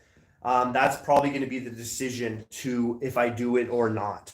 But what we're going to do right now, we're going to do a couple more throws with a thunker. We're going to do a couple more trick shots, and I'll answer any questions you guys have. I've been, this live has been about an hour and a half now. If you want to go back, I had a whole half hour probably of teaching points of how I would teach you throwing knives, whether rotation, full rotation, half spin, or no spin, how I would teach you. I simplify it, and I think that's going to help a lot of beginners, keeping it easy, keeping it simple, so you can get started teaching yourself how to throw. So if you want to rewind this, or later when it's uploaded, you want to check this live out again, those teaching points would probably go a long way for people out there. It shouldn't be complicated. You shouldn't be challenged with other throwers, making it seem like it's something it's not. It's throwing. That's it, man. You're throwing something, right? Pick up something and throw it. The way you throw that, whatever object it is the same way you're going to throw a knife. It really is that simple. That was a beautiful freaking trick shot with the hat. Just like that, I did the hat trick for you, and all I asked you to do was pick. And Northbound said, yo, do a hat trick. And I did it. Just like that. I love it. I love when that can all happen in a moment and just be done. And it all happened because of a comment. Freaking awesome. Oh, I'm telling you, this knife is, maybe it was the knife. It wasn't nothing to do with me. It was just, this knife is, I have a lot of knives. And there's a lot of them that I always say, if I had to go to a competition, I would use this knife. And I'm telling you, this is one of those knives, as well as my Torto. But dang, I think I can get this pretty accurate, up to 7 meters, very comfortably, very consistently. So yeah, I don't know. This is definitely one of those knives. Boom, we move back to about 5 meters. Bullseye. Bullseye. You know what I mean? Look at that if you can't see it. Oh, right in that bullseye. What? I hope I don't skip it too much by, let me move it up a bit here because it is freaking far back. Let's say my camera's sitting beyond 5 meters. Right now it's about 5. I did get some more room behind me because my ATV doesn't have its plow on it. So it gave me an extra like half a meter. My chair's moved to here. That's my celebration chair, my rage chair. This chair is going to get freaking flipped, tossed, thrown, broken. If I'm just super excited, I flip it. If I'm raging, I might smash it. Got some guitars to smash, tables to flip, boxes to punch. Oh boy, we're gonna have some fun here soon. Once I get in my rhythm, I'm gonna get deployed a lot in this posting, but when I'm here, the plan is to just freaking have so much content coming out on this channel. You guys might get sick of me. Those that stick around, you're my OGs. I will never forget people like freaking Northbound, Proxy. There's a few of you guys that have been around for a while that I freaking love. How consistent are you at throwing around 25 feet? I'm very consistent at 25 feet. I've trained a lot of years at 7, 8, 9, 10 meters. I throw 6 knives at like in consistent rows, so I don't have to keep going back and forth, and that's helped me develop a little quicker. So I've thrown a lot of knives and I can sit around there and really play around with it. But I have no problem. I'm just going to probably have to warm up when I do it. But once I can get outside and the snow melts and my grass isn't all mud, we'll be doing lives out there, and I'll do a live throwing at 7, 8, 9, 10 meters. So around 7 meters is about 23 feet. So 7 to 8 meters, we'll stick around there for a whole live and we'll just throw. And, I'll show you I'll do a teaching lesson on it. We'll do a friggin' demonstration. I'll show off, whatever the case may be. We'll definitely be doing some long distance throwing when I get outside. So that's like spring, summer, and fall. We just got through the winter months. It just snowed this week. It's been ice pellets today. So I'm still dealing with temperatures here fluctuating like crazy because I'm on the coast with a lot of water. And, but yeah, once I get outside, Brian, I'll be able to do some demonstrations at those distances. I can't seem to do no spin throwing, and I brought the knives that you suggested off Amazon. Which ones are those, Tribe? Are they the JXE JXO? Because these ones are front heavy, right? So they're a little more challenging when it comes to no spin. That front heavy knife is going to be, front heavy or handle heavy. I've been talking about this a little bit in my live. It's really just as hard as a handle heavy. So if you have to change things up if they're not working. Change it up. Don't keep doing something that's not working. Only crazy people try doing the same thing, expecting different results. Change it up. But these are challenging because it's front heavy knives. The balance point is near the front. These ones are kind of center too. But it's got an arrow shape in the front and the handle isn't that thick. So it wants to rotate down. It wants to play games with you when you throw it no spin. But are these the ones you bought, Tribe? Or did you buy another set? Because they recommend off Amazon these ones. And they throw just like anything else. But you got to be, again, patient with your training. If it's not working, start up close. Get that feeling. Get that feeling how the finger, again, it's all in the finger. You can start off a grip, pinching it like this. Wrap a finger if you want. Regardless, I started off pinch grip and I did it for years, and I slightly came into this grip because it's better for combat. I have the more control. I can draw it out of my sheath and have it like this rather than like this, a lot quicker. So I like wrapping my middle finger around it. But just pick something up, throw it. All right, now you got that way. Your body should work the same way. And now just get that stick. Okay. All right, that felt good, but when you move back, you're gonna have to feel what it feels like. What's changing? The knife wants to rotate more, so I'm gonna have to be a little more stiff with my finger, maybe less pushy with it. Let it slide out your hand, right? Let it slide out your hand. I'm not necessarily, when I teach knife throwing, gonna want to teach you the way I throw. I want to teach you the way it comes natural to you. So if maybe for you, it's more of a slide out the hand than a push, go with the slide. Just don't move your hand too much. Get a nice grip, maybe loose, maybe tough. See how it feels either way. Come up to your target, let it slide. Slide out your hand. So you're throwing it, it's sliding out. Right, let me get a little closer so you can see. So you're going to throw it, let it just slide out. Like it should loosen up. Your grip will loosen up almost, like your hand, your fingers will start to levitate off of it. Let it kind of slide out. Allow that last contact with your body to be that tip of your finger, because it's going to control the slide, going to control the spin as it comes out. So you're looking at your target, you want to feel that slide. Don't add the power. Don't put too much into it. Feel how it works first. Feel how it's going to work. Get those sticks. Okay, what did I do to get that stick? If you're sticking it once, you did something right. Nothing comes by chance sometimes. If you're sticking it once, twice, you threw 10 times, but you got 2 times, 2 sticks out of the 10 throws, what are you doing for those 2 throws? Do that over and over and over. And it's going to take time. It's going to take time to do that consistently.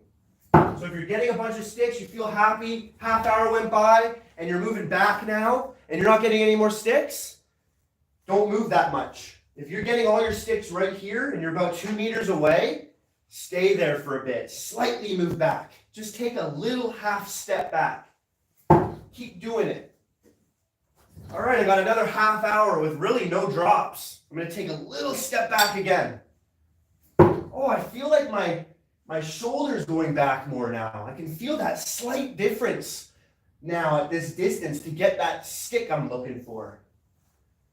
Oh, okay, then, you know what, I would have noticed that if I just took a big step. But because I'm slightly moving back, I do feel my body wanting to do something different. All right, let me see. Oh, I'm feeling that again. I feel like when I move back, I feel my arm kind of like bending more when I throw. And that happens to me when I throw further back. Up close, I can be a little more tough. When I move back, I'm getting under the knife a little bit more. All right, I'm gonna move back a little bit more and see if this works. Just same style, same release, see what happens. All right, that felt good. I'm not saying it's gonna work out like this for you, but that's generally the thought process to training yourself to learn something. Very small progress, slow and patient is gonna work. When you rush things, you know, you're not in it to take the time to be good. You're gonna rush yourself. You're probably gonna make more mistakes, develop worse habits. The wickings, okay, these ones. Where do I got them here? So what I noticed with these, you definitely want to have a soft target. You want soft wood, all right? These knives are gonna be a little harder to stick. It's very, very thick tip. Even as pointy as that part is, it's super thick. It's about 6 millimeters right to the tip. You're gonna have to put a lot of juice in these knives to stick it. But what's good is you didn't have to spend a fortune to make that understanding. Like, you now know what you need maybe a little bit different in the next knives you buy. You've learned off this set, okay, this is a little bit thick. At the beginning of learning something, a thick knife with a lot of power that I'm gonna have to get this thick, that's not gonna be good for learning. Maybe that was a little bit, maybe I mentioned that, maybe I didn't, I apologize. But if you have soft wood, because mine's hardwood, I'm gonna have to throw this really tough. If you got softwood, it should work. But again, stick up close. You know, this is a very, very center balanced knife. This one it's gonna be it should be a little less challenging. But at the same time, who knows if it's actually easier for some people. Just naturally the way their hand works, if it's front heavy or if it's handle heavy. And maybe those people that for the natural way their hand is working without making any changes or just trying to learn at the beginning, the center balance knives are a little more tricky for them. Maybe. If that's the case, when you're using this knife, again, try different things. Maybe don't slide. Maybe because your finger's lined up with the center point, you want to push this knife to the target. That's more of a push throw. So this knife, when I just pushed it, it just traveled like this, and that's why it didn't stick. Because I had it like this. So when you push that, you're gonna get a better distance throw. Up close, I'm gonna have to like maybe in my wrist, put it down a little bit more with my wrist to get that center, that no overspin, no underspin. So if I'm going, let me see, push down. Oh, I pushed more with my wrist, perfectly stuck. That felt a little bit better. I used my wrist a little bit more in with that one.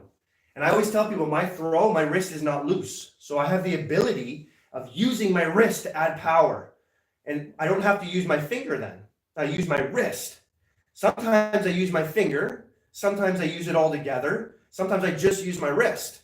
But my whole hand is like a barrel of a gun. It ain't moving, right? So when I get this thing and I want to throw it and stick it, because I'm going to have to throw this with some power, I'm going to keep everything nice and tight and firm. And I might put a little bit of both, my wrist and my finger into it. There we go. Because I put a little too much, because I moved back, it's slightly over-rotated. But I got it in the target. And I throw this one pretty hard, just like the other ones. I'm not getting much penetration, because this is a very thick tip. It's not aggressive. Maybe with these knives, get yourself an angle grinder, get yourself a heavy-duty sander, whatever you have, a file, and try to make this tip more pointy. Maybe you can take more off the blade part, make this more like almost sharp. almost like a live edge. Make this more aggressive. Try to make this more pointy. See if that helps you. And then you're not, not expensive. And then now you can use these knives to make something that works for you, which is great for when you're going to buy another knife. You know what you like. I want a knife with a nice aggressive tip. I just prefer that more now because I can throw them and get those sticks better. And with that, with you getting rid of some steel at the front, it's going to make it more handle heavy, not so center balanced. So you can alter these, right? Just work for you. Go with the lines. So there's a line up here and there's a line for your main blade. Go over those points until they're freaking much thinner. And then look at it, do a couple more pass throughs, look at it, equal on either side for your pass throughs, and just start shaving those things down until it's really pointy. You almost like are bleeding because you touched it. So work with those, and that might help you get a better stick just by taking a little bit of steel off that front. Because sometimes the knife will go in, you'll get a stick, but it will fall and you'll feel discouraged. Now, if you're hitting your knife, and it's hitting like that, nice and flat, you're doing something. Over-rotating your knife or under-rotating your knife too much. And if you're seeing your tip down, you're over-rotating it. If you see your tip up when it hits the target, you're under-rotating it. That means something, right? So if it's under-rotated, that means you didn't push the knife, in my opinion, as much. You just let it come out your hand. And the knife, if you're holding it like this when you release, it's just going to travel like that. So you want to be able to put your wrist down maybe. You want to push your finger at the end just a little bit, not too much where it starts rotating. But you want to work on it a little more with your wrist and your push at the end. If it's over-rotated, you did too much of that push. You got to let go a little bit. You got to let slide a little bit more out of your hand without pushing it or flicking your wrist. So those two things will help by just seeing how your knife is hitting the target. Otherwise, like I said, making a few altercations to your knife might help, especially these type of knives. That's probably what I'm going to do with these knives. I'm going to shave these tips down and make these knives something I would use in competition because they are good. They just need a little bit of work. See, they are good. They are good. When I throw them, now there is some of us throwers, we can throw anything. And that can sometimes confuse some people because I can pick up anything at this point and throw it. But that doesn't mean you're gonna. So, take the time to practice and you'll get there. You'll get there where you can pick up any knife and throw it. If this is challenging you a lot, because it's a cheap knife, go and get that other set, the JXC JXOs, the Thunders, because you don't have to make these mistakes with expensive knives. So if maybe that style knife is completely different to this, might be better for you. You don't want to develop too much bad habits with a knife that just isn't working for you. If that's the case, maybe down, change the design, change the weight distribution, the balance point, maybe then give it a try. If it's still not working, go pay another $30 on Amazon and get yourself another set that's completely different and see if those are different for you. Those will work more for you. Ronnie, what's going on, buddy? Good to see you here, man. Good to see ya. So hopefully, Tribe of Benjamin, you are here for that little demonstration for you and that helps you out. My apologies if these aren't going to work for you. But again, when I recommend knives like this, they're cheap, they're not expensive. So I mind recommending beginners to getting knives like this because you can change it up, file it down, don't feel too bad because they're cheap. And then you can play around with these and maybe figure something out without having to spend too much money. That's the goal. You don't want to spend too much money, and because you spent so much money on a set of knives, you want to make them work. But they're not. They're not really that natural a way of throwing for you. You gotta, but you're gonna work so hard to get them because you spent so much money on them, and now you're gonna develop bad habits to get to the point where you can throw those knives, right? That can be very discouraging, and not in the end, you're not gonna be the thrower you wanted to be because you just put too much time into something that made you not the thrower that you were looking for. Not as good. Maybe it was just, like I said, bad habits, right? You started to use your wrist more than you needed to. So when you got into other knives, you just couldn't do it. And you had to but man, why is this not working? Well, this knife is a completely different weight. The distribution and balance is different. the distribution of weight in the knife is different, and it's just not needing so much of that wrist that you put with that other knife. So you got to let go of that wrist. Yeah, but I've been doing it for years. That's tough to do.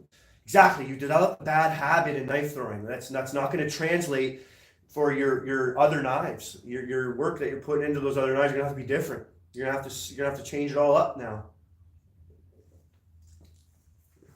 Slight changes are okay, but when they're big, you know, sometimes that's just not what we're looking for.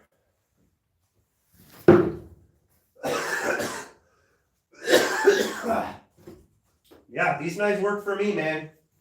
They work for me. They can work for you, but when you're learning, that's the different story. Why do those work for me? Maybe at the beginning, in the first month of me throwing, they wouldn't have worked for me. You know, any other questions, man? I love questions. I love trying to help. Let me know if that's enough for you, Tribe, Benjamin, or I'll get into a little bit more and maybe explain it a different way. And that will just light some light bulbs on for you. Turn on some light bulbs for you. What knives I'm throwing a few different knives today. So I have been throwing at the beginning, my Tortos. They're freaking just my design. I love the way it looks, but the next design that I love the most are the Thunkers. And I've been really throwing these a little bit more later in this live. They're 10 millimeters at the back, and they move right up to about probably like 6 millimeters at the front with a nice aggressive pointy tip. It's got a fuller down the spine. The bottom is rounded off so they can fit when you grip your knife with a little wrap. It's rounded and it just fits in your hand so comfortably, and the fuller works so well with it. Love these knives. Oh, I could just go all day with those knives. So let me just throw these a little bit more to show you. But those are the two knives I'm throwing today. I got tons. We got a ton of knives over there. I got more coming. Oh man, I love knives. Like, I got knives over there that I've thrown only once. They're just awesome. Oh, I honestly don't think I've hit anywhere else but the bullseye today. I'm just saying. Here we go. Now I'll miss the bullseye. Like right here, I'm standing about 4 meters, right? So I'm backing up and probably beyond the camera 5 meters. Here's my 3 meter mark. So we're standing up here, but the way I throw, I do have a big step forward. So I learned to step a little beyond the line. So if I ever had to go to competitions, I would just do the same thing, and I wouldn't have to change things up too much and screw myself. So here we are. Boom. Not too far off. Bullseyes. I had to blow my nose one more time. Excuse me.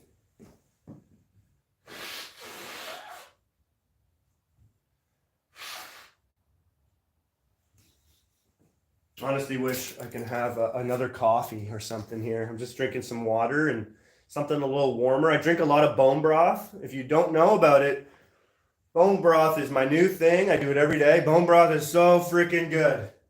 Oh, it's the best thing. I love drinking beef, 100% beef, grass-fed beef bone broth. Or I get chicken bone broth sometimes too. It's just less fatty. I get more beef and I drink a lot of bone broth, and it's just like I'm getting ripped. Like I'm just keeping the same strength, but I'm getting ripped and more muscular. I don't know, it's just helping me. It keeps me fuller long, and it's a lot of protein, a lot of collagen, great for my skin.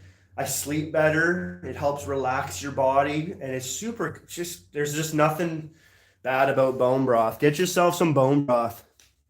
He's on that Rogan stuff. Is Rogan I don't watch Joe Rogan much, but if you know, Joe Rogan's pretty much, from what I heard, a lot of people say he's into the carnivore. I love eating more of a protein-based diet. And yeah, bone broth's part of that. I love eating a more meat-based diet. Dairy, eggs, fish, a lot of red meat, heck of a lot of red meat, tons of eggs. You know, yeah, that's pretty much it. I drink a lot of these too, along with bone broth. I have these BioSteel, no sugar, no carbs. You know, this is just an electrolyte drink, and I drink a lot of that. I like health. You know, you're gonna get sick, but I mean, you're gonna be able to fight things off like no problem. Yeah, I'm pretty sure Rogan's on the same page as me about a lot of things. because the guy talks to a lot of people, and you quickly realize what are the facts. And I mean, everyone comes into his podcast talking about what works, and it's like faith, nutrition, and keeping your body healthy, and how to do that. You know, red light treatment. I have a lot of red lights in my house now, non-flicker LED red light in my house. I don't like all this other type of lights and all this stuff. It can screw up your sleep and stuff. There's a lot of stuff that you can change up in your life that can help you. Get rid of the seed oils, get rid of the trans fats, get rid of the sugars. Seed oils are in your moisturizers. Get rid of your seed oils. Find those things that you use every day. Toothpaste, get rid of the fluoride toothpaste. Deodorant, get rid of the aluminum and seed oil deodorants. Moisturizers, get rid of the seed oils in those moisturizers, the alcohols. Stick to natural things. Don't go to the grocery store. Go to a butcher. Go to a local farmer. Find in your community where those things are. Raw milk, get these things. They'll encourage you to drink alcohol and smoke cigarettes, but they say drinking raw milk is bad. People are out to freaking mess with you, and you gotta relearn things, because what's told to you nowadays, now that those revolutions are done and people have made things cheaper, less expensive for them, so they're making it less healthy. They're making it horrible for us, and it's hurting us. So do that extra work and find those things out there that we've been doing as humans forever, and that's why we're here and healthy.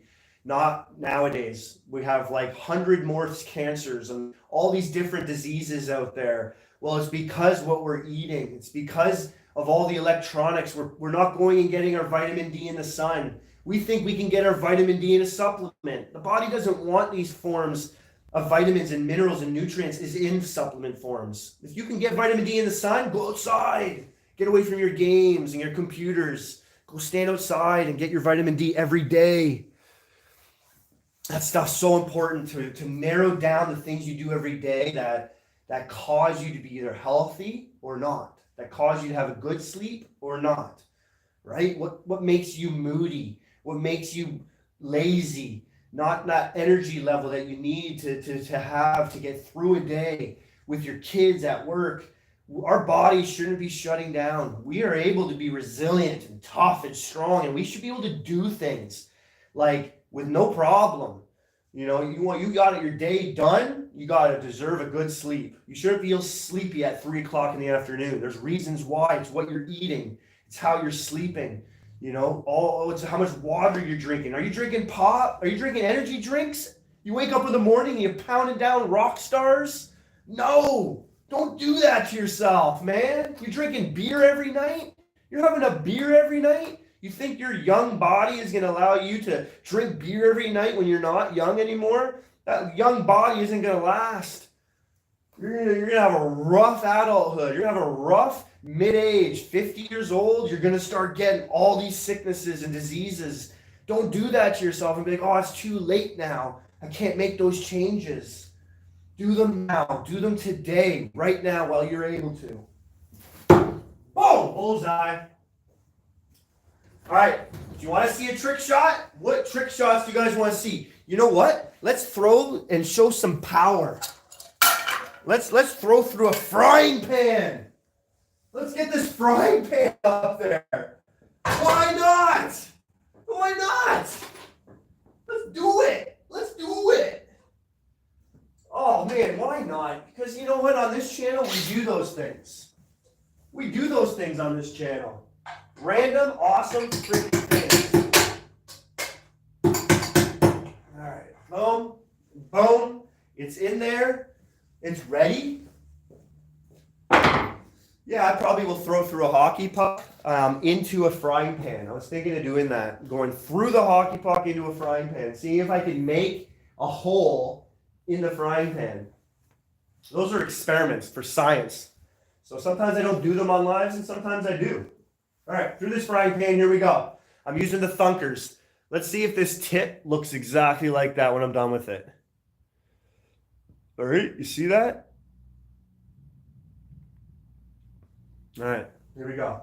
Can we get this first throw? Some people almost make fun of me when I throw. I do it like this. Yeah, works for me. I'm balanced. I'm so stable on my feet. You can push me. I'm going nowhere. I'm ready to make a reaction with my feet. I'm ready to zoom in and be as accurate as possible. It's very different for some people, but how do you hold a rifle in the military? Like this, right? Just a little different with your hands. Right? I don't know. I love it. I love it. Here we go. Oh, man. Dead center. Boom. Look at that. Well, it's not dead center, but dead center with the target. Let's pull this thing out and see how much is in there. Oh, boy. That's how much I went through the seal of the freaking pan and then into the target. Wow. That's pretty crazy if you ask me. First throw. That's what we do on this channel here. Yo, what's going on? Good to see these new people coming on and saying something in the chat. I love it when I see people new saying hello. Makes this time awesome, but I forgot to celebrate. Woo! Yo, yeah! That was freaking awesome! Yeah! Woohoo! What? What? What? Oh, man! Huh? What? Oh, man. This pan don't stand a chance. Knives got some serious power, I tell ya. Now let's look at this tip. It's a little bit rough up. I don't know if you can see that, but it's also not bad at all. It's an easy cleanup. And Joshua Shugart makes most of his knives out of rebarb. And some people might not like that, but I think he's mastered it. And his steel holds up awesome. They hold up really well. Good to see you there, Ra Wolf. We'll go with Ra Wolf. Ra Wolf. Remzen Ra Wolf. I like that. That's a pretty sick name. I'll go with that. Joe, honestly, I think you're new too. Thanks for coming by, stopping by. I think if you guys are new, hit that like button. We just did a giveaway. We might do another giveaway. If I can get up to like 10 views, 10 subscribers. Oh, just jump to 11. We might do another giveaway right now. Let's do, because I literally just said that and it went to 11. If you're not subscribed, hit the subscribe button. If you want a giveaway, we do a lot of giveaways on this channel. You got to be a subscriber, and that's it. And then everything is free, and I'll send you some money. I'll send you some money towards knives. I'll send you some knives. All you got to do is play along and comment what I ask. So if I'm going to do a trick shot, I'm going to ask you to give me a guess of how many times it's going to take me to do that trick shot. And then whoever's the closest will win. And all you got to do is take a screen capture of your name, send me an email, which is in the description, and I'll reach out to you after you've emailed me and proved it was you. And I'll give you a discount. I'll give you whatever you need from sponsor, Nobody's Knife Works, and then you'll get what you got. You win, and you'll be able to do some stuff with it. So if you're not a subscriber already, hit the subscribe button, hit the freaking like button. Let's blow this channel up and show people what's going on in the world. Is my camera all fuzzy? It does look a little fuzzy.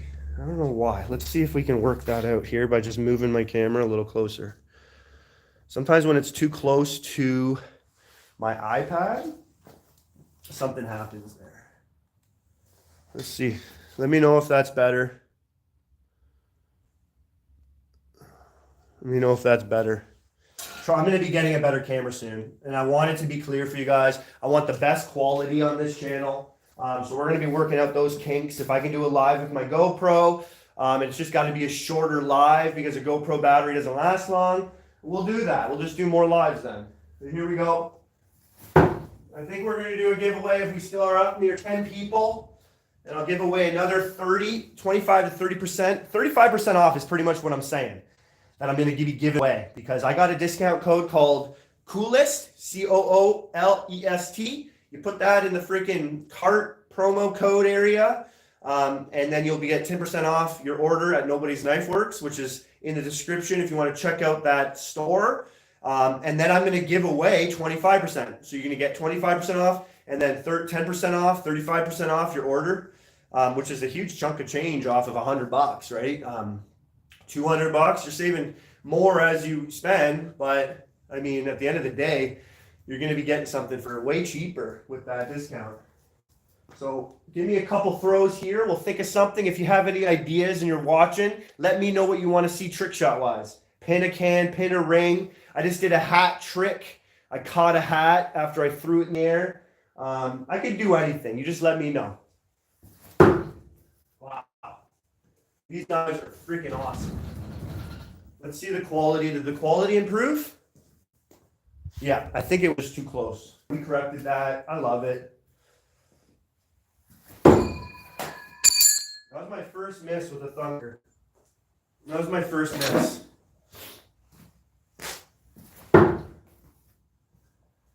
It is not that hard to miss. It's also not that hard to stick nowadays. Oh yeah. Beautiful. I could wet that target again. Always keep your targets wet. I might only be going for another half hour here. What are we at? Oh, we went right down to 2. Sad. Thanks for hitting that like button, whoever you are. I noticed that.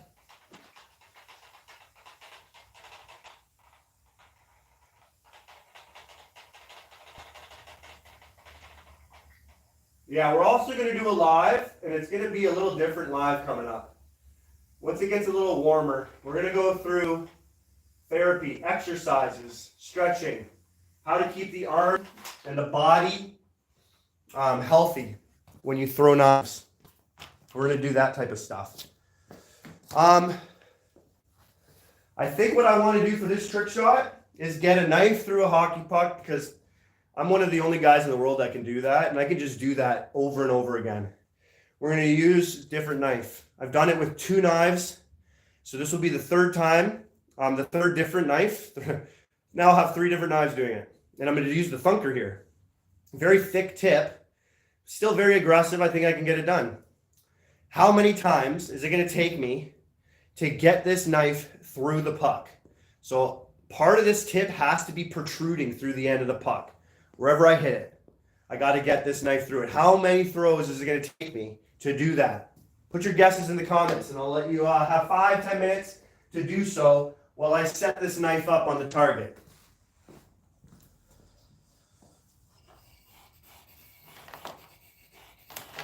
Alrighty, here. Let me get a couple screws. Oh, those are 2 beautiful freaking screws. Oh, that's exactly what I was looking for. If nobody is going to put guesses in beyond 2 people, then we won't do it, but we'll still do the pocky puck. I'll still show you. Wow, it's very hard. That's like ice. I put that water, yeah, that's ice. I put that water in and it froze. Ooh, that's gross. But it is what it is.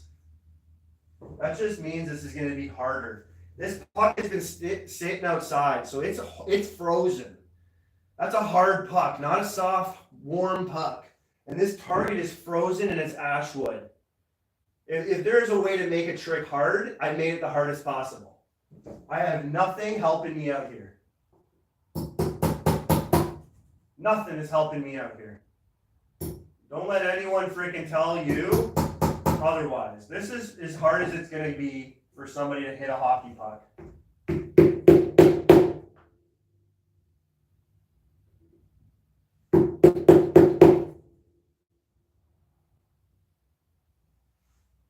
trying to get at least the hockey puck smudged in. It kind of flomps forward, so I'm trying to get that a little bit better here. Let me see if this works. Yeah, that's going to work. A little farther apart.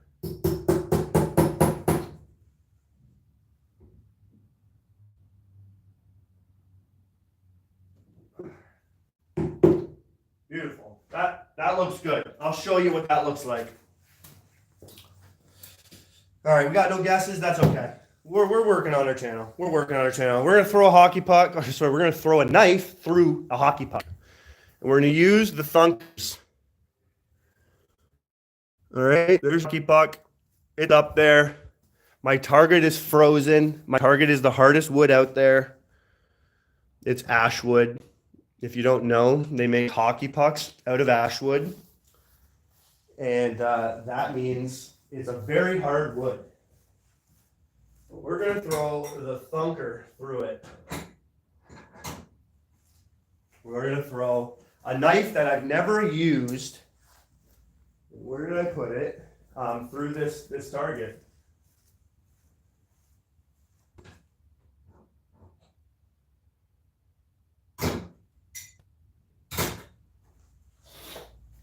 This is a thunker. It's very thick. 10 millimeters at the back.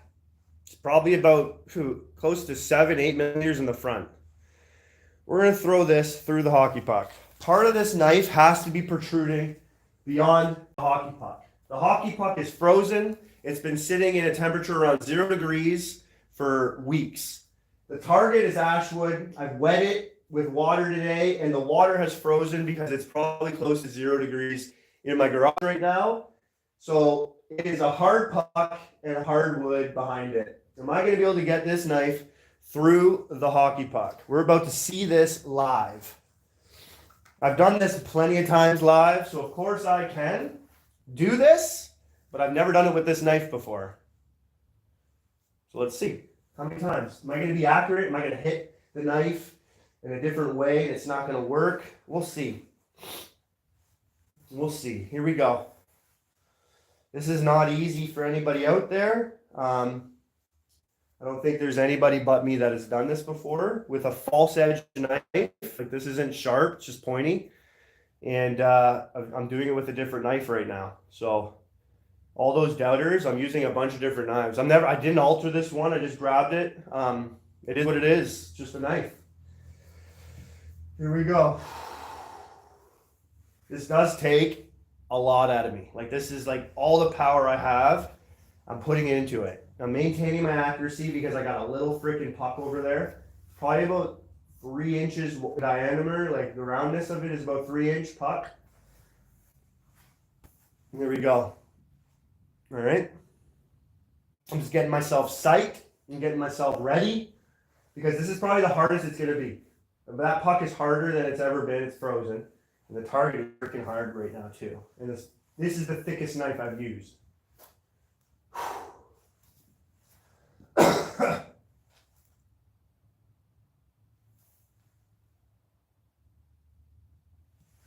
I have wind up, so I put the phone close to me. I don't want to hit it and let you not see this happening.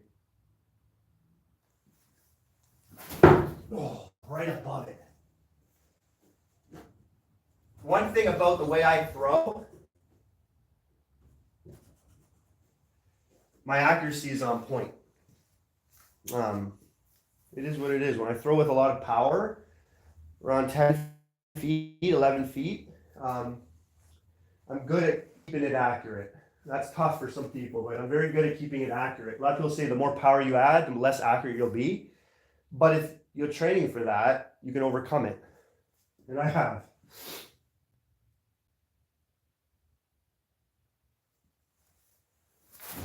Oh, same spot right above it. I was wanting to put my knife, the puck above it. But I put it a little lower. I would have probably done it right away.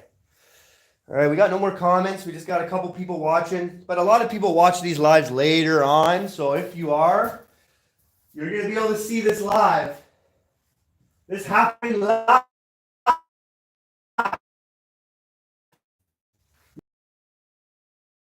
Oh, get myself so pumped up. Ah! Here we go. Pressure's in the head now. Oh, just a little low. The knife's a little less rotated to it. The camera's getting in my mind. Like, I'm going to hit the camera. Because when I throw, really with a lot of power, I back up. I move my body like a baseball player, a baseball pitcher. I'm standing at the mound. It's asking for a fastball center. Let's step off a little bit here to the side. Here we go. Oh, right beside it. Again, I'm just over rotating my knife and I'm not happy about that. I want it center. I want it center. Here we go. Anybody watching extra? No? 2 people are watching. 2 people are going to see something that nobody can do.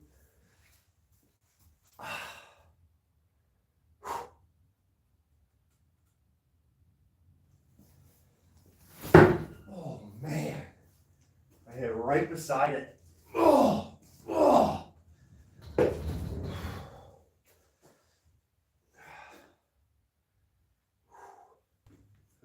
That puck is tough. That puck is tough.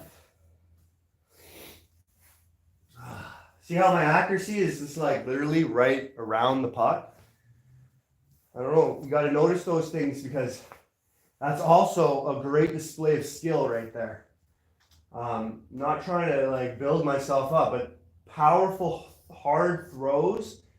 To be accurate, if you can do that, pat yourself on the back, man. That's a freaking good thing to do. You're powerful, but you're all over the target.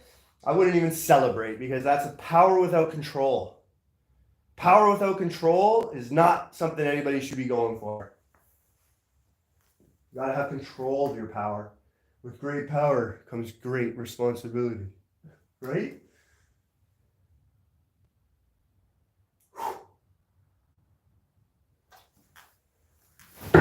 Oh my goodness. Same spot as last time, right beside it. That's awesome. All right, I'm happy with the throws. I feel like once I get it, it's getting it.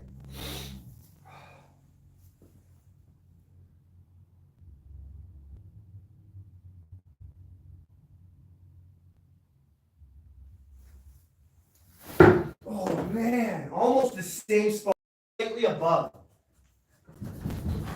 That's crazy. That's crazy. I'm telling you, that's crazy.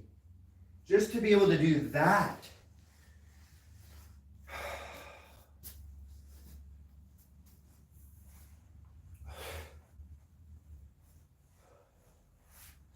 I think what I'll do with this type of power and accuracy, I'm going to put a card up there.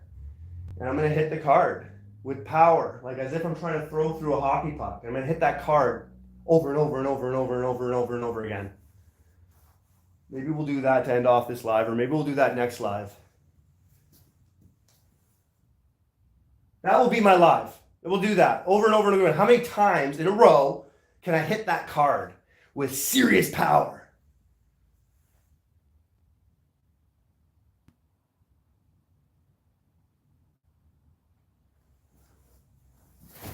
Oh my goodness. Same spot on the other side.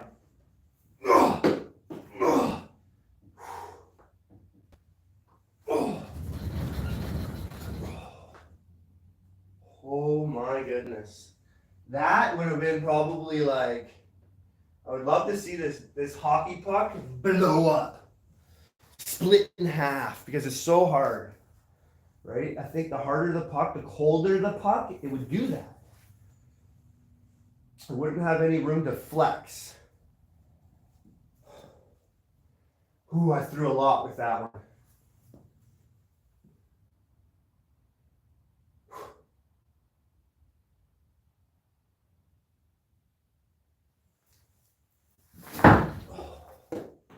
Just below it.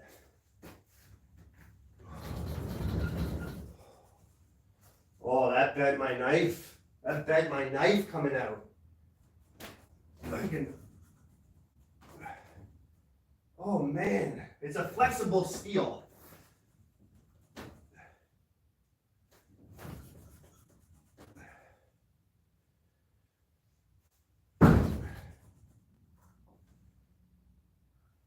Oh, back to true. Your knives should be able to do that. You know you got a good set of knives. If it's bent like that, and you can get it back to true.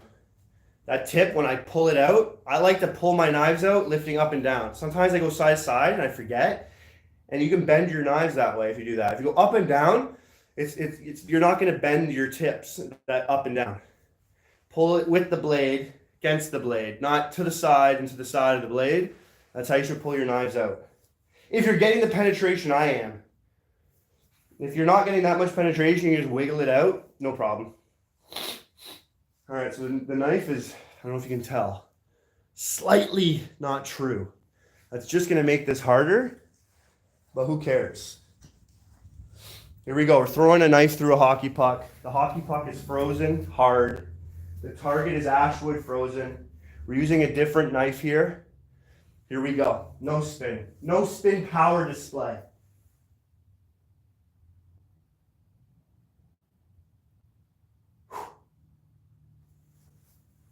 Oh man, right beside it.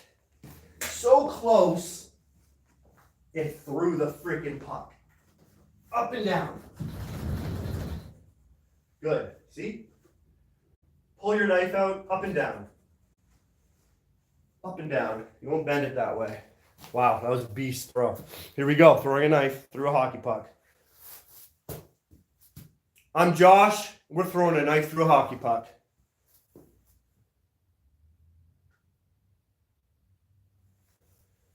Oh my goodness.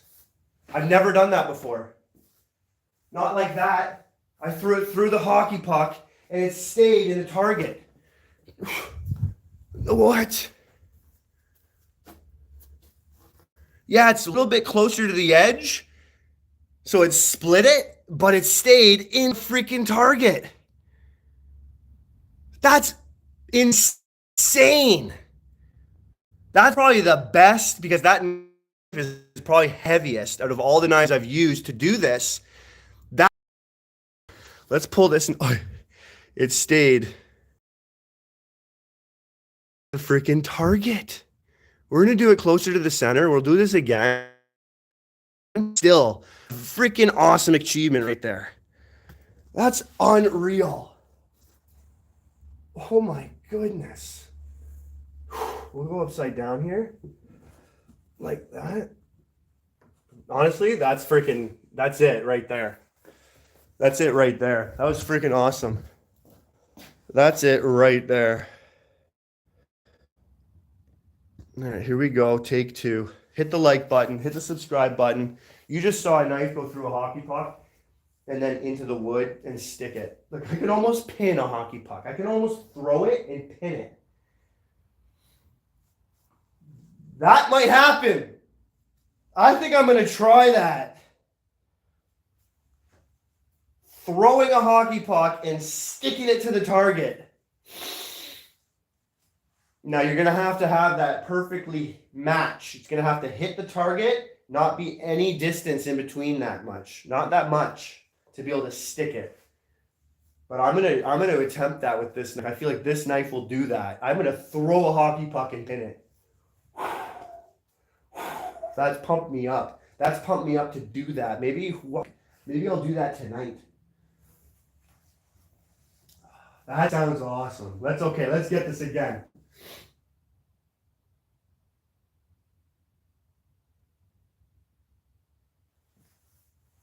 That was a little off. That's the most off I've been.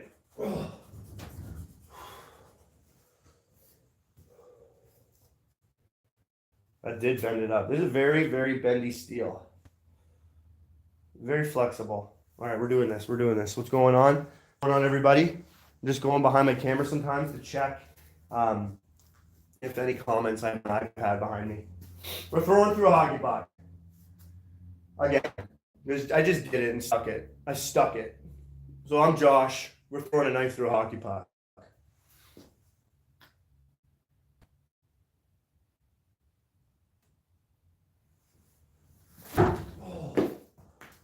Oh. That was close. That was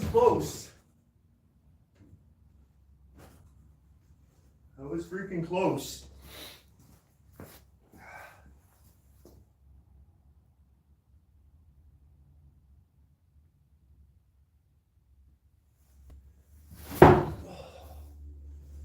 right above it. I'm like always an inch off, slightly off. The accuracy to that freaking hockey puck is, I couldn't be happier with the result. Take 3. I'm Josh. I'm going to throw a knife through a hockey puck.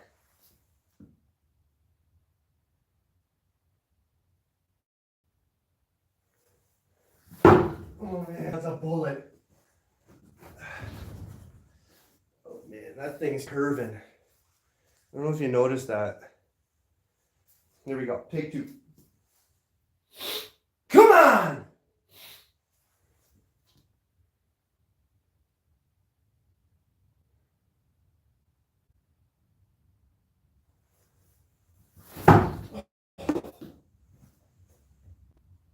Man.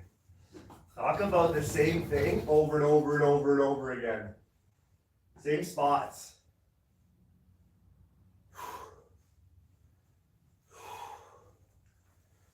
We'll get this. We'll get this. All right, we'll get this.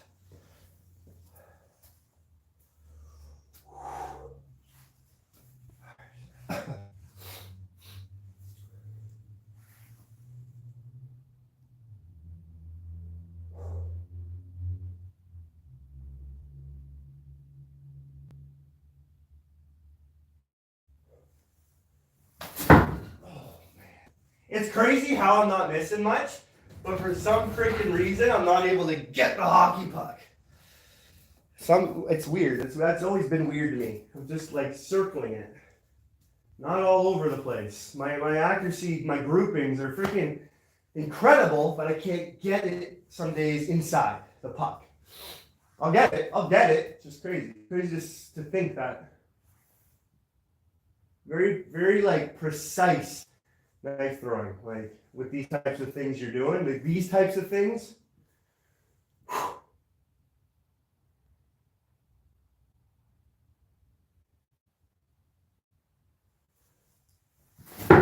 a little off there. Got in my head.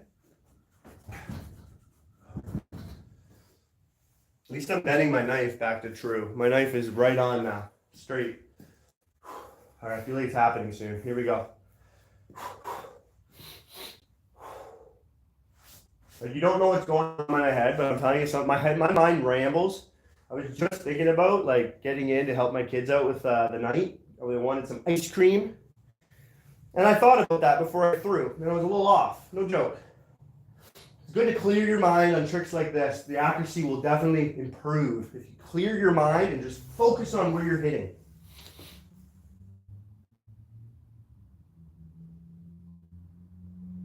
I'm Josh. I'm going to throw a knife through a hockey puck.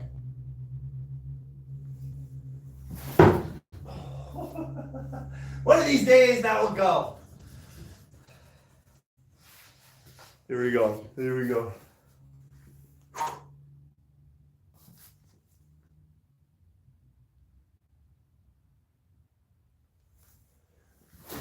Oh, there it is. There it is. Dead center. There it is. It's different when it's dead center. You can see that. That tip is right through the hockey puck. That's dead center. There's the tip. That puck is hard, frozen. It is not a soft puck. That thing is frozen. Right? So it's in the center. Right, so the flexibility of the puck is not there when it's close to the edge. It is. But I threw my third knife, false edge. This knife is not sharp. My third knife through a hockey puck. All right. You can see it. I want to make sure you all can see it. All right. No freaking joking here. Let me see if you guys, yeah, you can see it. There it is.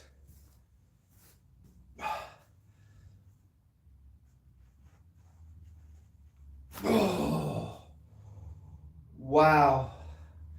I could do this over and over again. I bring it. I bring the heat. There it is. My third knife through a hockey puck. Last time I used the 8.5 inches of danger, and I got that through a hockey puck. And I used my modified top dog, and I got that through a hockey puck. So you can see the differences of knives. They're all different tips, different thicknesses, and I'm able to get them through a hockey puck consistently live, no edits. So bring it on. Woo! Yeah! That's awesome! That's what I'm talking about! Oh yeah, the leg came off. That's my celebration chair. Oh no, I didn't mean to break that. Not yet. Woo! Oh, I love it. I gotta get more chairs. If I see them on the side of the road, I pick up a chair because it's my celebration chair. You flip it like a bat. When you hit a home run, you freaking throw your bat.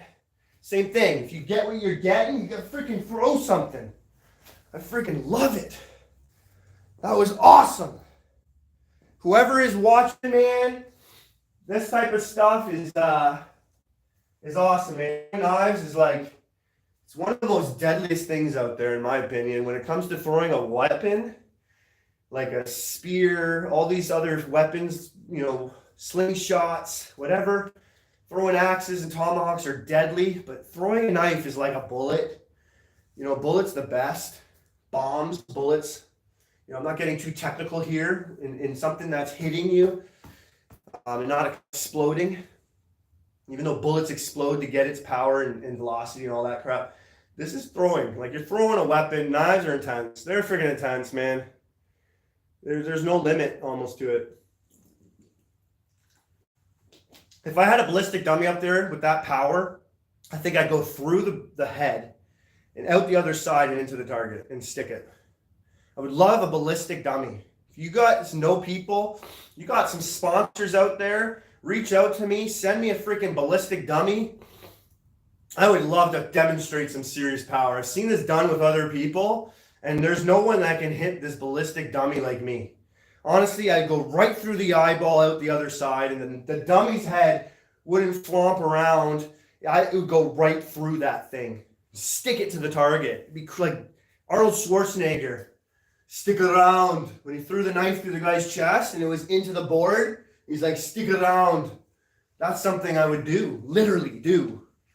I don't think anything would stop a knife that I can throw at somebody. It would go right through you. That's not why we do things, but knife throwing is a combat. It's a martial art. It's a weapon, and that's the number one thing about it. It's not number one competition. Arts is number one competition.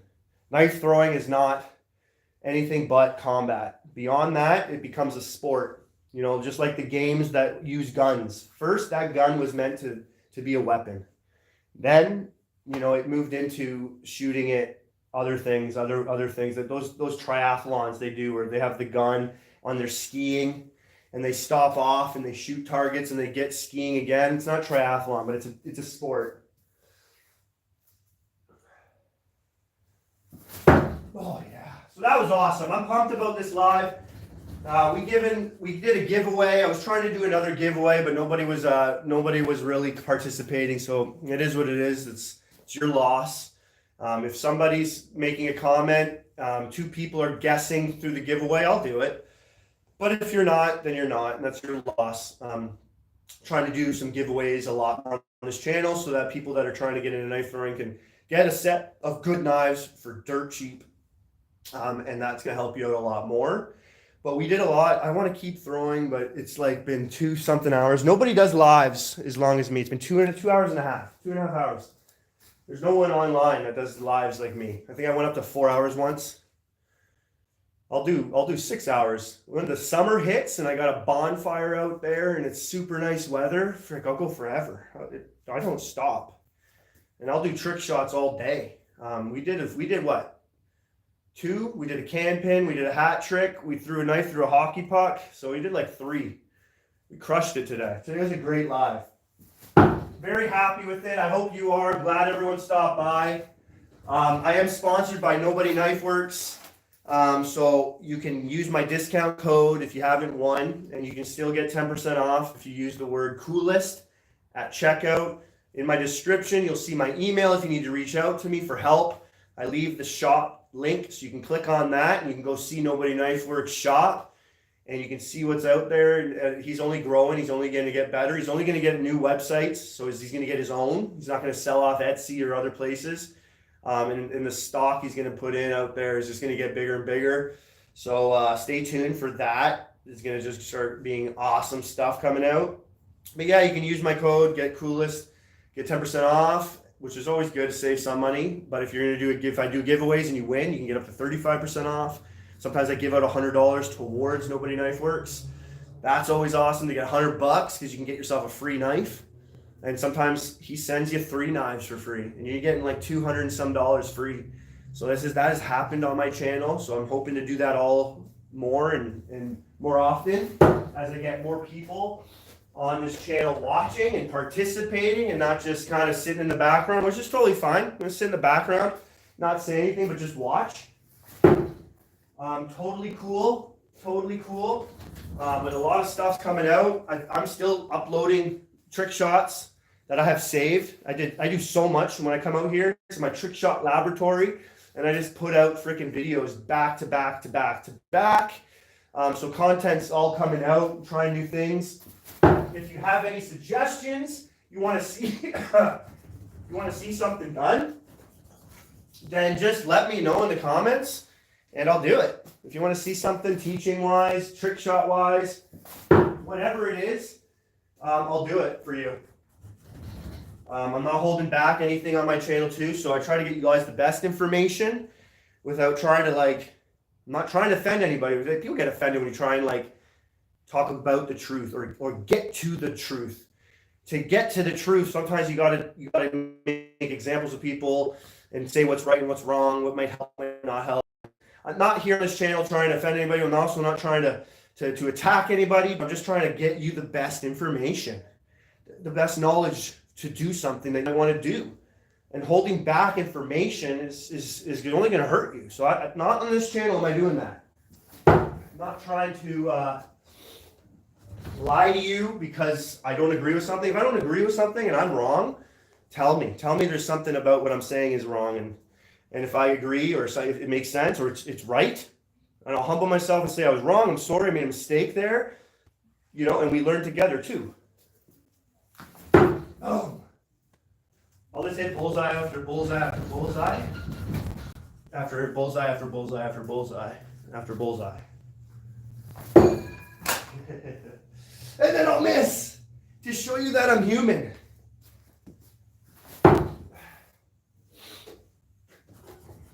I love throwing knives. I want you all to throw knives. Let's spread the love to throwing knives together. Let's blow this world up with knife throwing. Let's get to the Olympics one day. Let's show the world that what they see on the KATL, whatever, the knife throwing league, axes, it's not like that. That's like throwing darts. Knife throwing is not like that. I'm sorry. You want to call it knife throwing? You're using somewhat of a knife? Sure. But the reality of knife throwing, it doesn't look like that. That's weak. That's weak sauce. That's throwing a knife. Right? That's the way you throw a knife. It's a weapon. This isn't a feather. It's not a dart. If you're throwing a knife and it could bounce off me, that's not throwing, man. That's freaking lobbing. That's freaking tossing. That's flicking. That's not throwing. Turn and burns. You just walk to your distance, turn around. Oh. It's always good for training because you're walking away. Someone's coming to attack you. You give yourself a split second to turn around and put that knife where you need to put that knife.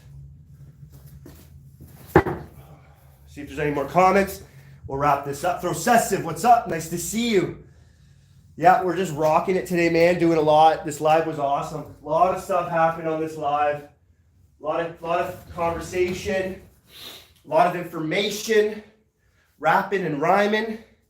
You know, we did some cool stuff today. We did things right away. I'm rhyming. I'm a poet right now, and I don't even know it.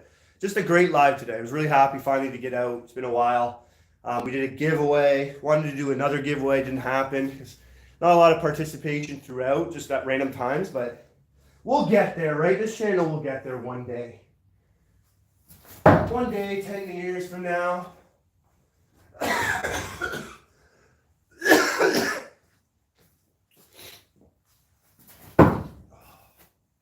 It's something like this, where you can get in a trance. You can just go back and forth and throw. I'm going to wrap this up here, though, with this throw. Beautiful. Stay tuned. My next stuff that's coming out is going to be wild. I'm going to try to throw a hockey puck and stick the hockey puck into the target. If I don't succeed, but I still hit the puck in the air and get my knife through the hockey puck, protruding out the other end, still a success. But I'm going to try to nail that hockey puck to the target. I might need to get it closer around the edges, because then I can get through the hockey puck a lot more deeper. Further, but the goal is to do that, because today I threw a knife through the hockey puck pretty freaking deep and it stuck into the target and stayed there. That was a wild freaking awesome thing. Let me just straighten this knife out. All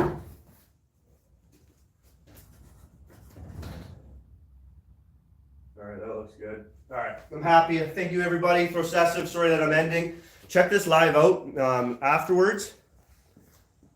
Throwing hard is the best. And on this channel, we don't just throw hard, we throw the hardest out there. We freaking bring it, man. I freaking bring it, you know?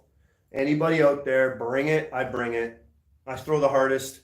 There is no freaking person to do what I do with whatever knives. If there's a third knife I use to throw through a hockey puck, give me a knife and I'll throw it through a hockey puck. I'm training to get a cleaver through a hockey puck. I'm about to throw a hockey puck and stick it to the target. If that can happen, man, that's crazy. I threw a deck of cards, 60, taped together with duct tape. I threw it and I stuck the deck of cards to the target. So I don't think a hockey puck is too unbelievable. I might try it a few times right now. I'm just gonna go to the washroom and I'm gonna probably try that a few times right now and see if I can do it. I think I might do that tonight, because I just feel awesome. It's so satisfying throwing hard. You know, Brandon talks about it on his channel a lot. It's awesome. And I mean, when you can throw a heavy knife, like this thing's about 320 grams. When you can throw a heavy knife, you are throwing the knife. The knife, because it's so heavy, it's actually performing better for you in the hard category. Like, you're going to get a better result with a heavier knife throwing it hard. Light knives, throwing it hard, good effect. But this channel isn't about effects. We're about being real. I'm trying to bring reality to your living room. Wherever you are, I'm trying to be as real as possible. And when you throw a heavy knife into the target, you're going to get better results. You're going to get it penetrating more. You're going to hit what you're hitting, and it's going to freaking, nothing's going to stop it as much as a lighter knife. Lighter knives, they're just going to be stopped. Friction, penetration, everything, it's going to stop it. Going through jackets, it's going to stop it more. But a heavy knife, those stuff don't restrict your knife from penetrating too much. And you're going to be able to just kill it. Oh. So to end this off, you all have a nice day. Check out that last throw. That's exactly what everybody should be looking for. Dead straight. Look at that. Dead center. Those are the throws that when you say perfect is not achievable, that is a perfect throw.